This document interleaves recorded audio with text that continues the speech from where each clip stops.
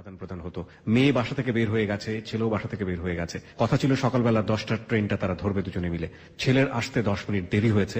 ছেলে স্টেশনে গিয়েছে, গিয়ে দেখে একটা লাশ ওখানে পড়ে আছে এবং সেই লাশটা হচ্ছে মেয়েটার লাশ। আচ্ছা, যে ট্রেনটা এসেছিল সেই ট্রেনটাই চলে গিয়েছে এবং মেয়েটা ভেবেছে যখন ও আসলো না তার মানে ও চিট করেছে, ও আর কখনোই আসবে না। তার পরবর্তীতে ওই মেয়েটা ওই ট্রেনে কাটা পড়ে, মানে আত্মহত্যা করে। এটা আসলে খুবই সেন্সিটিভ একটা টাইম। এই পর্যায়ে আমি আমার অতিথিকে নিয়ে একটু বলতে চাই, সেটা হচ্ছে যে হঠাৎ করে অফিসের বাইরে একটা ছেলে বসেছিল এবং যার সঙ্গে আমি হাই হ্যালো করলাম প্রায় রাত 10টা থেকে 11টার সময়, এবং ছেলেটি এসছে চিটাগং থেকে, জীবনের গল্প বলতে চায়। আমি তাকে সময় দিতে পারিনি, আমি বলেছি যে আপনি আপনার সেল নাম্বারটি রেখে যান, আমি পরবর্তীতে আপনার সঙ্গে যোগাযোগ করব। পরবর্তীতে ছেলেটির সঙ্গে আমাদের যোগাযোগ হয় এবং আমরা তাকে বলি আপনি চলে আসুন, আমরা আপনার জীবনের গল্প প্রচার করব। সেই ছেলেটি এই মুহূর্তে আমার সঙ্গে রয়েছে। ওর নাম তো আমি জানি, সে কারণেই বলে দিচ্ছি, ওর নাম হচ্ছে রবিউল। রবিউল, প্রথমে অনেক ধন্যবাদ যে আপনি আপনার জীবনের গল্প বলার জন্য সেই সুদূর চিটাগং থেকে সারা রাত জার্নি করে এসেছেন, তারপরে এখন এই মুহূর্তে আমাদের সঙ্গে রয়েছেন। আপনি একটু আমাকে বলবেন যে চিটাগং থেকে এখানে এসে আপনি জীবনের গল্প বলার জন্য এরকম একটা আগ্রহ কেন দেখালেন? মানে আপনাদের প্রথম প্রোগ্রাম আমি শুনি জেলখানায় বসে। আচ্ছা, তখন থেকে আমার একটা ইয়ে থাকে যে আল্লাহ যদি কোনোদিন আমাদের বাইরে আনে তাহলে আমি আপনাদের এখানে আসবো। আসার পরে আপনি আপনার জীবনের গল্পটা জি। বলবেন, তাই তো? এবং তারপরে আপনি যোগাযোগ করেন। জি। প্রিয় শ্রোতা, আপনি বুঝতেই পেরেছেন যে ওর আগ্রহের মাত্রাটা আসলে কতটুকু। আমরা ওই আগ্রহটাকে একটু সাধুবাদ জানাতে চাই। আমরা যেতে চাই জীবনের গল্পে। ওকে রবিউল, আমরা বেসিক কিছু কোশ্চেন আপনাকে করতে চাই। আপনি যেহেতু হ্যালো 920 শোনেন, আপনার ধারণা আছে, লাইক আপনার বয়স কত, কোথায় পড়াশোনা করেছেন, কোন জেলাতে বড় হয়েছেন? চিটাগং থেকেই কি বড় হয়েছেন আপনি? জি, আমি চিটাগাংয়ের জন্ম, চিটাগাং থেকে বড় হয়েছি এবং চিটাগাং ইসলামিয়া ইউনিভার্সিটি থেকে এবার এইচএসসি পরীক্ষা দিব আমি। ইসলামিয়া ইউনিভার্সিটি থেকে কলেজও আছে? ইসলামিয়া কলেজ ইউনিভার্সিটি লেখা এখানে। ও আচ্ছা, ইসলামিয়া কলেজ অ্যান্ড ইউনিভার্সিটি বোধহয়, জি। তাই না? ওখান থেকে আপনি এসএসসি পরীক্ষা দিবেন বা এরকম কিছু একটা। ঠিক আছে, তার মানে আপনার বয়স তো খুব বেশি না। কত বছর বয়স আপনার? এই 19। 18-19 এরকম বয়স আপনার। কয় ভাই বোন আপনারা? আমরা 4 ভাই 2 বোন। 4 ভাই 2 বোন। আপনি সবার বড়? জি না, আমার বড় বোন 2 জন আর ভাই 2 জন। ভাই আমার দুজন। ছোট একটা ভাই। আচ্ছা, বাবা কি করেন? আমার বাবা নাই। বাবাকে কিভাবে হারিয়েছেন, কবে হারিয়েছেন? 6-7 বছর আগে। আচ্ছা, তখন আমি ওইখান থেকে শুরু করবো আর কি। জি প্লিজ শুরু করুন। আমি যখন ক্লাস 6-এ পড়ি তখন আমি মাদ্রাসা করতাম। আচ্ছা, আমার আব্বুর ইচ্ছা ছিল যে আমি মাদ্রাসায় পড়ালেখা করব, একটা আলেম হবো, কিন্তু ভাই আমার মাথায় আর কি আরবি লাইনটা ঢুকতো না। আব্বু যখন মারা যায় তখন আমি মাদ্রাসায় পড়ি ক্লাস 6-এ। রমজানের সময় যখন এতেকাফে বসে মহল্লায় মহল্লায়, এটা তো জানেন, জি। তখন আর কি আমি আর আব্বু খুব অসুখ, ওহো, তখন সবসময় নামাজ কালাম হিসেবে থাকতাম। তখন আমি চিন্তা করলাম যে আমি এতেকাফে বসবো, ঠিক আছে, আমার আব্বুর জন্য দোয়া করার জন্য। তখন আমি এতেকাফে বসি 3 দিনের জন্য। তখন আব্বুর থেকে আমি সালাম টালাম করে মসজিদে চলে যাই। 2 দিন পরে আমার ছোট ভাই আমার কাছে বলতেছে যে আব্বুর খুব অসুস্থ আজকে। তা আমার চোখের থেকে পানি পড়তেছে, যে আমার নিজের থেকে একটা ধারণা গেছে আমার আব্বু মনে হয় আজকে থেকে আর বাঁচবে না। ওকে। ওদিন গেল, চান্ডাতে দিন আমার আব্বু মারা যায়। ওহো, মানে এতেকাফে এখনো শেষ হয়নি। হুম, হুম, মসজিদে তো বলে দেয় যে মহল্লার গ্রামে যেরকম অমুক মারা গেছে, এরকম বলে দিলে আমার চোখের থেকে পানি পড়ে। যদি হুজুরা বলতেছে তোমার আব্বু যখন মারা গেছে তুমি কান্নাকাটি করে তুমি দোয়া করে এটাই বেশি, বাড়ি চলে যাও, এতে কাম ভেঙে ফেলো। হ্যাঁ। আমি কখন কিছু বলি না। আবার আব্বু মারা গেছে, আমার বড় ভাইও দেখতে পারেন, আমার বড় ভাই চট্টগ্রাম ছিল তখন। হুম, হুম, হুম, পরে নিয়ে গেলাম, পরে ওরকম কান্নাকাটি করে আব্বুর ওইখানেই দিলাম। হুম, হুম, হুম। গেল। এখন 6 থেকে 7-এ উঠছি। 7-এ উঠে ভাই আমার ওই আরবিটা আমার মাথায় ঢুকতেছে না। আরবিটা আমি ফেল করি। ওকে। আমি চিন্তা করি যে আমি স্কুলে পড়বো, কিন্তু আমার আম্মারে বলি, আমার মা বলে কি যে না তুই আব্বু একটু বলছিলি কেন। আমার আম্মা মত দেয় না, হুম, হুম। কেউ মত দিল না। আমার সাথে আমার আর একটা বন্ধু ছিল ছোটবেলা, ও মাদ্রাসা থেকে স্কুলে যাবে। আমরা 2 বন্ধুতে ঠিক করি যে আমরা স্কুলে পড়তে হবো। আমাদের গ্রামে আর একটা স্কুল আছে, আমি ওই স্কুলটা না পড়তে আমাদের দূরের যে গ্রামটা ওই স্কুলে পড়তে হয়, কিন্তু কাউরে না জানে। মাদ্রাসার আমার ওই যে দাদা হয়, উনি তো মাদ্রাসার হুজুর, জি। উনি আমার 2 বার ধরে নিতে আসছে বাসা দিয়ে। তো আমি যাই না, ভয়তে ফজরের নামাজ পড়তেও যাইতাম না। আমার মা তো অনেক রাগারাগি করে। আমার চাচা একটা বলে মাদ্রাসায় পড়ো না, স্কুলে যাবা, ফেল করবা 5 সাবজেক্টে। যে যা বলতো শুধু শুনতাম, অনেক অনেক কথাই বলছে, ওইটা আর আমরা কানের থেকে ঢুকে নি। আপনাকে আমি একটা রিকোয়েস্ট করতে পারি, আপনি যদি কিছু মনে না করেন? আপনি চিটাগাং ভাষায় খানিকক্ষণ বলতে পারবেন আমাদের সাথে? একদম আঞ্চলিক ভাষা, যেভাবে কথা বলেন ফ্রেন্ডদের সাথে। ফ্রেন্ডের সাথে হ্যাঁ, যেখান থেকে বলছিলেন সেখান থেকে চিটাগাং ভাষায় বলে যান, ঠিক আছে? ওকে, শুনি। স্কুলে গিয়ে হুজুর প্রতিদিন দেখা হয়। আমি হুজুর একদিন আর হাত ধরে ফেলাই হয়ে যেতে, তোরা আল্লাহ এলেখান করো, ওকে। তোমার স্কুলে গেছো এটা তোর ইচ্ছা, আর সামনে যাইবা কিন্তু সালাম টালাম দিবারি। আপনি বলেন বলেন, খুব ভালো লাগছে।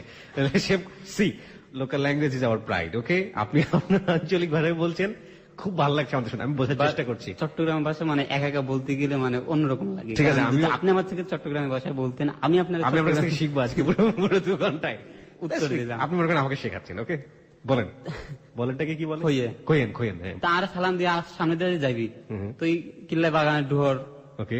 ঠিক আছে হুজুর অনেক জেললে অনেক এলে হইব। তা হুজুরের সামনে দিয়ে যাইতাম, হুজুর আমাদেরকে বুঝল আর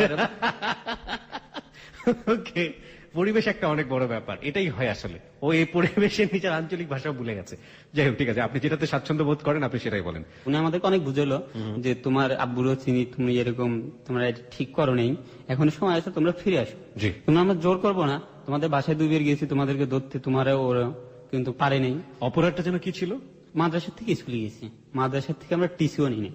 ওহো, 8 বাদ দিয়ে 9 করতেছি, এখন আবার গ্রামের মানুষ বলা শুরু করেছে যে পারে নাই ইসে 7-এ, তারপরে 8 বাদ দিয়ে 9 9 ভর্তি হয়ে গেছে।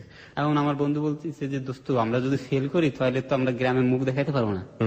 আমি দোস্ত ওরকম ভাবে ফেল করবো, রেগুলার ক্লাসে যাবো, পড়া পারি আর না পারি, বলে কি হ্যাঁ তাই করতে হবে। ওকে। তা আমরা তখন ক্লাসে যাই, ক্লাসে যাই সবার আগে বসি, স্যারদের সাথে ভালো সম্পর্ক, মানে কোন শিক্ষক আমার বলতে পারবে না যে আমারে আর আমার ফ্রেন্ডরে যে আমরা তাদের সাথে বেয়াদবি করছি। Okay. আর আমাদেরকে কখনো মারতো না। আমাদের গ্রামে যে স্কুলটা, ওই স্কুলের একজন কমিটির লোক উনি আসছে, আসে বলতেছে যে কি ভাই বেটা কোথায় ভর্তি হয়েছে? চাচা ওই স্কুলে। মাদ্রাসা করবি না এটা ভালো কথা, আমাদেরকে বলতে ভর্তি। রাইট। আমার চাচা বলি ভর্তি হয়ে ফেলেছে, এখন তার কিছু করার নেই। দেখা যাবে ওই স্কুলে আবার ফেলের সংখ্যা বেশি, এই জন্য বলে যে ফেলের স্কুলে যে ভর্তি হয়েছে। ওকে। এখন পাশ করে আসে তারপর আমার বলবি যে চাচা পাশ করছি। তো আমার একটা ওই স্কুলে আবার একটা ফ্রেন্ড করে ফেলে, বেস্ট ফ্রেন্ড, ওর নাম হচ্ছে শাকিল। আর ওই স্কুলের ক্লাস রোল একটা মেয়ে ছিল, ওর নাম হচ্ছে প্রিয়াঙ্কা। প্রিয়াঙ্কা। হ্যাঁ, ওকে। এখন দুজন হিন্দু, জি। দুজন রিলেশন করে ফেলায়, বন্ধুদের মানে ক্লাসে যারা আছে সবার মাধ্যমে করে ফেলায়। কিন্তু ওই ছেলেটার বেস্ট ফ্রেন্ড আমি। ওরা কি করে আমারও জানায় না, ওরা ফালায় চলে যায়। ওকে। টেনে উঠছে তখন, পালায় চলে গেলে আমি তো জানি না, আমি স্কুলে গেছি, এখন শুনতেছি যে এরকম ওরা পালায় গেছে। আমার স্যাররা লাইব্রেরিতে ডেকে নিয়ে গেছে যে তুই এরকম এই সব কিছু জানোস, ওরা কই গেছে বল। স্যার আমি কিছু জানি। এক স্যার বলে কি, মানে একটা স্যার আশায় ছিল যে ওরা বিয়ে করবে ওই মেয়েটারে, অন্য স্যারদেরও আশা থাকে ওর সাথে বিয়ে দেবে, আচ্ছা। কিন্তু তার আগে তোরা ফালাই দেয় বলে। আমি বলি স্যার আমি কিছু জানি না, আমি জানলে না বলবো। পরে ওরা কি হঠাৎ আরেকদিন চলে আসে ওইখানে গিয়ে আমাদের যে স্কুলের চেয়ারম্যানের বাড়ি চলে যায়। আমি আবার ওইটা জানি না, আমি স্কুলে এসে দেখি যে এরকম শুনতেছি ওরা আসছে, আমি ওদিকে গেছি, যাইয়া আসছি। ওকে। তা ওদেরকে থানায় নিয়ে গেছে। থানায় কেন নিল? ওরা ওদের বয়স হয়নি এই জন্য ও আসছে। ক্লাস 9-এ পড়া অবস্থায় দুজন না? ক্লাস 10-এ উঠছে। ক্লাস 10-এ উঠছে। আমি যতদূর বুঝি যে মেয়েটার নাম ছিল প্রিয়াঙ্কা, তাই তো? প্রিয়াঙ্কা। প্রিয়াঙ্কার সাথে আপনাদের স্কুলেরই এক টিচারের সাথে বিয়ে হওয়ার কথা ছিল, জি। তাই তো? কিন্তু প্রিয়াঙ্কা তার ক্লাসমেট শাকিলের সাথে পালিয়ে গেছে, শাকিল আপনার বেস্ট ফ্রেন্ড, তাই তো? ওকে, আমি যতটুকু বুঝলাম যে এটা করার পরে তারা ধরা পড়ে গিয়েছে। ধরা পড়ার পরে আপনি থানা পুলিশ নিয়ে কিছু একটা বলছিলেন, ওই জায়গাটা আমাকে একটু ক্লিয়ার করেন। ওই ছেলেটা আমাদের গ্রামের চেয়ারম্যানের কাছে এসে বুঝিয়ে দিয়েছে মেয়েটাকে। আচ্ছা। মেয়েটাকে বুঝিয়ে দিয়ে ছেলেটা সরে গেছে। সরে গেছে মানে পালিয়ে গেছে। পালিয়ে গেলে চেয়ারম্যান আবার ফোন দিচ্ছে যে থানায় আগে একটা ডায়েরি হয়েছে, এই জন্য থানায় ফোন দিচ্ছে। থানায় থেকে পুলিশ এসে মেয়েটারে নিয়ে গেছে। আচ্ছা আচ্ছা। এখন স্কুলে এটা নিয়ে মিটিং বসছে, ওই স্কুলে আবার আরেকটা মেয়ে আরেকটা ছেলের চিঠি দিচ্ছে, ওদের ডাকছে, এখন আমারও ডাকছে। লাইব্রেরিতে আমি গেছি, বলে কি শাকিলের সাথে তোর কি সম্পর্ক? ফ্রেন্ড সম্পর্ক। শাকিল এই সব কিছু করছে তুই জানতি না? আমি জানতাম না, চেয়ারম্যান বলতেছে। তো ওদের সম্পর্ক সবাই জানে, আমি একা না, অল টিচার সবাই জানে স্কুলের। এটা বললে উনি অন্য কোনো কথা না বলে ব্যাট নিল, 2টা ব্যাট নিয়ে চেয়ারম্যান আমাদের স্কুলের সভাপতি, উনি আমাকে মার শুরু করলো। তা আমার তো আগে থেকে ছিল কোনো স্যারদের সাথে মুরব্বীদের সাথে বেয়াদবি করতাম না। তা ওনার মারতেছে, আমার এক স্যার ইশারা দিচ্ছে যে তুই বাইরে যা। দরজা থেকে বাইরে হচ্ছে, আমি ক্লাসে যাই, উনি বারান্দা আছে না ওইটা থেকে আটতেছি, উনি আমার আটতেছে আর মারতেছে। ওহো। তা এক একটা মায়ের আমার ফিটের থেকে পরে পায়ে যেখানে পড়ছে কাটে গেছে। আবার ওই গ্রাম আর আমাদের গ্রাম 2 গ্রাম সব সময় মারামারি লেগে থাকতো। আপনাকে নিয়ে মারামারি শুরু হলো। ওই আমাদের গ্রামের লোকজন শুনে ফেলাইছে আমার এরকম মারছে, পুরো গ্রাম ইয়ে গেছে, এক হয়ে গেছে। এখন আমরা বলতেছে তোরে মারলো, তুই তো আমাদের গ্রামের পুরো মান সম্মান খেয়ে ফেলবি, চল এখন যাবো। আমি না ভাই দরকার নাই, এটা একটা স্কুলের ব্যাপার, এসবের কিছু দরকার নেই। পর ওনাদেরকে কোনোভাবে সান্ত্বনা দিয়ে আমি রাখলাম। এসএসসি পাস করলাম, এসএসসি পাস করে চলে আসলাম আমি ঢাকা। আমার ভাই ব্যবসা করতো। না, শাকিলের কি হলো পরে? শাকিল তো হাজিরা দেওয়ার সময় ধরা খেলো, তখন ও জেলখানায় ছিল। এখন আবার ওরা দুজন এসএসসি পরীক্ষা দিয়ে আবার ফালাই গেছে, এখন আবার ফ্যামিলি থেকে মেনে নিয়েছে। এখন সুখে শান্তিতে আছে। অতঃপর তাহারা সুখে শান্তিতে বসবাস মাইকলাম করে। মাঝখানে আমি। আপনি আর লস করলো কেউ? টিচার। টিচার। ওকে। হয়, এরকমই হয়। পরে আমি তারপর? এসএসসি পরীক্ষা দিয়ে চলে আসলাম। হুম। আমার ভাই বলতেছে এখানে দোকান নিচে ঢাকা মোহাম্মদপুরে জি। ব্যবসা করতে বলে, যে কিসের দোকান ছিল? মুদির দোকান। মুদির দোকান। তা আমার ভাই হিসাব ছাড়া ভাই বেশি করে ফেলাইছে, মানে দোকান ব্যবসা করলে একটা যেরকম ভাবে করা উচিত উনি ওরকম ভাবে করি নাই। আচ্ছা। ওনার হিসেব অন্যরকম ছিল, কি ছিল আমি ওনারে বুঝাইতাম ব্যবসাটা এরকম ভাবে করে না। আমার ছোট ভাইটাও তখন ওইখানে ছিল। ওকে। তো আমার ভাই কি করে ওই ব্যবসা ওইটা করে, আরেকটা কি করে গ্রাম থেকে কাঁচা তরকারি গুলো কিনে ট্রাক বেরিয়ে নিয়ে ঢাকা চালান করে। আচ্ছা। এইগুলো করে উনিও অনেক টাকা দিন আইছে, ওইখানে মাইর খাইছে, ওইখানে তার শেয়ার ছিল, লস হয়েছে। যে ক্যাশ ছিল ক্যাশের থেকে আরো প্রায় 4-5 লাখ টাকার দিন আইছে। ওহো। পরে আমি গেলাম চট্টগ্রাম, চলে গেলাম কলেজে ভর্তি হয়েছি। তা আমার ফ্রেন্ডরা যারা আছে চট্টগ্রাম, ওরা সবাই স্মোকিং করে, ড্রিঙ্কস করে, কিন্তু আমার দিকে কোনোদিন ওইসব ধরাতে পারিনি। আর জানে যে আমি ওইসব খাইও না, আর আমার কোনো সময় বলো না। তা আমার এই আরেক বেস্ট ফ্রেন্ড যে, ও কিছু ওর বাসায় একদিন মারছে, ও পড়ালেখা ছাড়িয়ে দিচ্ছে, ও আবার এসএসসি পরীক্ষা। মানে এরাই আপনার ফ্রেন্ড, তাই তো? হ্যাঁ। প্রিয় শ্রোতা, এখানে একটু বিষয় কিন্তু খুব লক্ষ্য রাখা জরুরি। আমাদের জীবনের গল্পের যে শুরুটা আমরা সবসময় আপনাদেরকে দিই, সেটা হচ্ছে একটা মানুষের ছোটবেলা, যেটাকে আমরা বলতে পারি একটা নার্সারি পিরিয়ড। এই নার্সারি পিরিয়ডটাকে যদি আরো সহজভাবে উদাহরণ দেই, দেখবেন যে একটা গাছ যখন লাগানো হয় তখন ওই গাছটার চারপাশে বেড়া দেওয়া হয়, গাছটাকে সকাল বিকাল পানি দেওয়া হয়, সার দেওয়া হয়, বিশেষ দৃষ্টি রাখা হয়। প্রত্যেকটা মানুষেরই ছোটবেলাটা এরকম একটা নার্সারি পিরিয়ড থাকে। যে মানুষটা বড় হয় সেটার জন্য স্পেশাল টেক কেয়ারের প্রয়োজন হয়। এবং এই যে আমরা বলি যে সৎসঙ্গে স্বর্গবাস, অসৎ সঙ্গে সর্বনাশ, কিংবা একজন মানুষ আসলে সেরকমই যেরকম পরিবেশের মধ্যে সে বড় হয়ে ওঠে। ওর দেখুন ওর বেস্ট ফ্রেন্ড কারা, যাদের সাথে এই ধরনের ব্যাপারগুলো জড়িত, এবং ও এই ধরনের পরিবেশের মধ্যে বড় হচ্ছে, সেটা ওর জীবনে কতটা প্রভাব ফেলেছে, কিংবা ও কতটুকু এইগুলোর দ্বারা ইনফ্লুয়েন্স হয়েছে, আজকের এই জীবনের পেছনে সেই ছোটবেলা কতটুকু ভূমিকা রেখেছে, সেগুলো কিন্তু একেবারে হ্যালো 8920 শেষে গিয়ে আমরা উদ্ধার করতে পারবো। সুতরাং ও যেটা বলছে সেটা যদি ইন্টারেস্টিং নাও মনে হয়, একটু মনোযোগ দিয়ে শোনা প্রয়োজন, কারণ ভবিষ্যতে যে জিনিসগুলো লজিক্যাল বা ইলজিক্যাল হয়ে আপনার কাছে ধরা দেবে, সেখানে আপনি এই ছোটবেলায় ফিরে এসে আপনি অনেক কিছু মেলাতে পারবেন, অনেক লজিক আপনি খুঁজে পাবেন যে কেন ওই আচরণগুলো করেছিল। হ্যাঁ, যাই তারপরে। এবার ওরা সবাই স্টুডেন্ট ছিল, সবার ফ্যামিলির সাথেও আমার যাওয়া আসা আছে। এই যে আমি যে আজকে আসছি, রাত্রে আমার ফ্রেন্ডের বাসায় বার্থডে পার্টি করে তারপর আসছি। ওকে। এরকম ভাবে চলতেছে। আমার ওই ফ্রেন্ডরা মারে, আর ফ্যামিলিতে ফরে না ঠিক মতো, এই জন্য ও কি রাগ হয়ে বাসায় যায় না রাত্রে। এখন ওর আব্বু আমার ফোন দেয়, জানে যে আমার বেস্ট ফ্রেন্ড, যে তোমার কাছে কি ও আছে? হ্যাঁ আছে। বলে কি তোর বাসায় নিয়ে এসো। পরে ওরে ধরে নিয়ে যায় বাসায়। বাসায় নিয়ে গেলে ও বাসায় একা কোনোভাবে থাকবেই না, পড়বেও না। ওর সামনে আবার এসএসসি পরীক্ষা। ওর আব্বু সৌদি থাকে, সৌদি থেকে আসছে, বলতেছে যে তুমি একটা কাজ করো, তোমার একটু কষ্ট দিই, তুমি আমাদের বাসায় কয়েকদিন থাকো, ও পরীক্ষাটা পর্যন্ত তোমরা দুজন একসাথে পড়বে, দুজন একসাথে পড়াটা হবে, আর ও তাহলে বাইরে যাবে না, তুমি কাছে থাকলেও বাইরে যাবে না, একসাথে এটা আপনাকে বলছে? হ্যাঁ। আমি আমার ফ্যামিলি থেকে মানবে না। বলে কি যে তোমার ভাইয়ের নাম্বার দাও, তোমার ভাইয়ের সাথে কথা বলি। আমার ভাইয়ের নাম্বার দিই, আমার ভাইয়ের সাথে কথা বলে ঠিক আছে আমার ভাইয়ের সাথে। আর ওরা ফ্যামিলি ভালো, এই জন্য কোনো সমস্যা নাই। ঘরের পরে আমরা এরকম একসাথে থাকি, পড়ালেখা এরকম চলতেছে।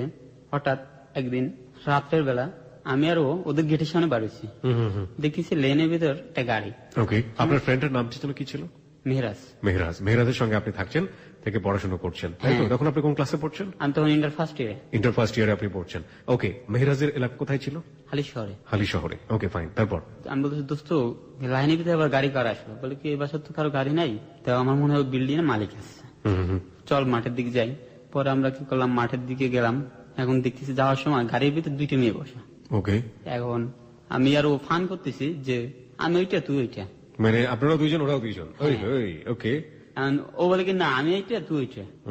আমি না আমি আগে বলছি আমারটাই হবে। আচ্ছা ঠিক আছে। মানে এরকম ভাবে চলতেছে, কিন্তু আমাদেরকে অধিকার কোনো ইয়ে নাই। কিন্তু ওদেরকে দেখি যে লাইন থেকে যায়, রেস্টুরেন্টে যায়, সে যায়, দেখা হয়, কিন্তু কোনো সময় যে কিছু একটা বলবো সেই সুযোগটা পাইনি। এই মেয়ে দুটো কি ওই এলাকারই লোক ছিল? এলাকারই ছিল, ওদের বাড়ি এখানে। আচ্ছা। ওরা থাকে ফ্যামিলি সহ ওমান। ফ্যামিলি সহ থাকে ওমান। আপনি জানলেন কিভাবে এটা? আমরা একই এলাকার, আমরা তো আগে থেকেই জানি। আচ্ছা ঠিক আছে, আমরা সিরিয়ালি যাই। আমি জানতে চাচ্ছি স্টেপ বাই স্টেপ। লাইক মেয়েটার সঙ্গে আপনার প্রথমে দেখা হলো, গাড়ির মধ্যেই ফানটা করলেন, তারপরে ধীরে ধীরে তো আপনারা জানলেন, মেয়েটার পরিচয় জানলেন। আমি একদম সিরিয়ালি আপনাদের গল্পটা জানতে চাই। ওকে, তারপর? 1-1.5 মাস হয়ে গেল, কিন্তু কিছুই বলতে পারি না। ও পারে না, আমিও পারি না, কিন্তু মেয়েদের দুটো দেখে ভালো লাগতেছে। ওর আব্বু থাকে, নাহলে মামা থাকে, নাহলে মামি থাকে সাথে, কেউ যেন কিছু বলতে পারি না। আপনাদের পাশের বিল্ডিং এ ছিল? আমার ফ্রেন্ডের 2টা বাসা পড়ে, বাসা। একদিন দেখি যে আমার একটা ছোট ভাই আছে, পরে ও দেখি যে ওর সাথে কথা বলতেছে। পরে ওরা চলে গেলে আমি ওরা ডাক দিচ্ছি, ওদের বাসার সামনে আমার ছোট ভাইয়ের যেদিকে গেছে। তুমি ওর সাথে কি কথা বলতেছ? বলে কেন কথা বলতেছি। কি কথা? বলে যে কথা হোক, তোমার বলবো কেন? তুমি ওদেরকে চিনো? বলে হ্যাঁ চিনি। আমি কিভাবে চিনো? বলে আমার ফ্রেন্ড। যা বাবা, ওরা আসলো তো 1 মাস 1.5 মাস, এর মধ্যে ফ্রেন্ড ফালো কি? ওদের তো বাসার থেকে পারে না, তো তোমার ফ্রেন্ড হলো কি ভাই? যেভাবে হয়েছে তোমার কোনো সমস্যা আছে? হ্যাঁ, না, আমার কোনো সমস্যা নাই, তবে তোমার একটা কাজ করে দিতে হবে। বলে কি? আমি যদি ওই যে ওর যে বড় বোনটা ও আর ওই ছোটটা ওটা অফার দিয়ে দিচ্ছে। ও বলতেছে যে বড়টার দিকে তাকাইছো, ছোটটার দিকে তাকায় না। আমি বলি কেন? বলে কি যে ওইটা আমার সাথে পুরো লাইন গার্ড সবকিছু ক্লিয়ার হয়েছে, আমার ছোট ভাইটা বলতে। আমি এখন আর কিছু বললাম না, যে তাহলে তো আমারটা আচ্ছা, যদি এর সাথে ওটা নিয়ে তর্ক করি। পরে আর কিছু বলিনি, ঠিক আছে তুই তাহলে শুধু আমারটাই দিয়ে দে। কয়েক আচ্ছা ঠিক আছে চেষ্টা করবো। আমি ঠিক জানি না, এদের এই কথা শুনে না আমার একটা জোক মনে পড়ে যাচ্ছে। এক লোক রাস্তার মধ্যে ভিক্ষা করছে, তার 1 লাখ টাকা খুব প্রয়োজন আর কি, যে উপরওয়ালার কাছে ব্যাপক ভাবে যাচ্ছে যে আল্লাহ আমারে 1.5 লাখ টাকা ভিক্ষা দাও, তার মধ্যে এত টাকা দিয়ে আমি অমুক জায়গায় দান করে দিব, এত টাকা অমুক জায়গায় দান করে দিব, অমুক করে দিব, আর বাকি 1 লাখ টাকা আমার থাকবে। তো উপরওয়ালা ভিক্ষা দিবে কি দিবে না এখন পর্যন্ত নিশ্চয়তা নাই, কিন্তু সে রেগে মেগে এক পর্যায়ে বলছে ঠিক আছে যদি নাই বা দিলা তাহলে ওই বাকি টাকা যেটা নিয়ত করেছি ওইটা রেখে দাও, রেখে আমার 1 লাখ টাকা আমাকে দিয়ে দাও। ঠিক আছে, মেয়ের সাথে কথা হবে কি হবে না কোনো ঠিক নেই, এবং তার আগে ভাগবাটোয়ারা হয়ে গেছে যে এটা হচ্ছে আমার, ওটা হচ্ছে ওর, এটা হচ্ছে লাইন ঘাট ক্লিয়ার হয়ে গেছে। এটা বেসিক্যালি দেখুন ইন্টারমিডিয়েটে যখন ওরা পড়ে তখনকার এজটাকে আপনারা চিন্তা করুন, ওইভাবেই হয়তো ওরা কথোপকথন করে, ওইভাবেই হয়তো ওরা ফিল করে, ঠিক সেই জিনিসটাই ও এখানে তুলে ধরার চেষ্টা করছে।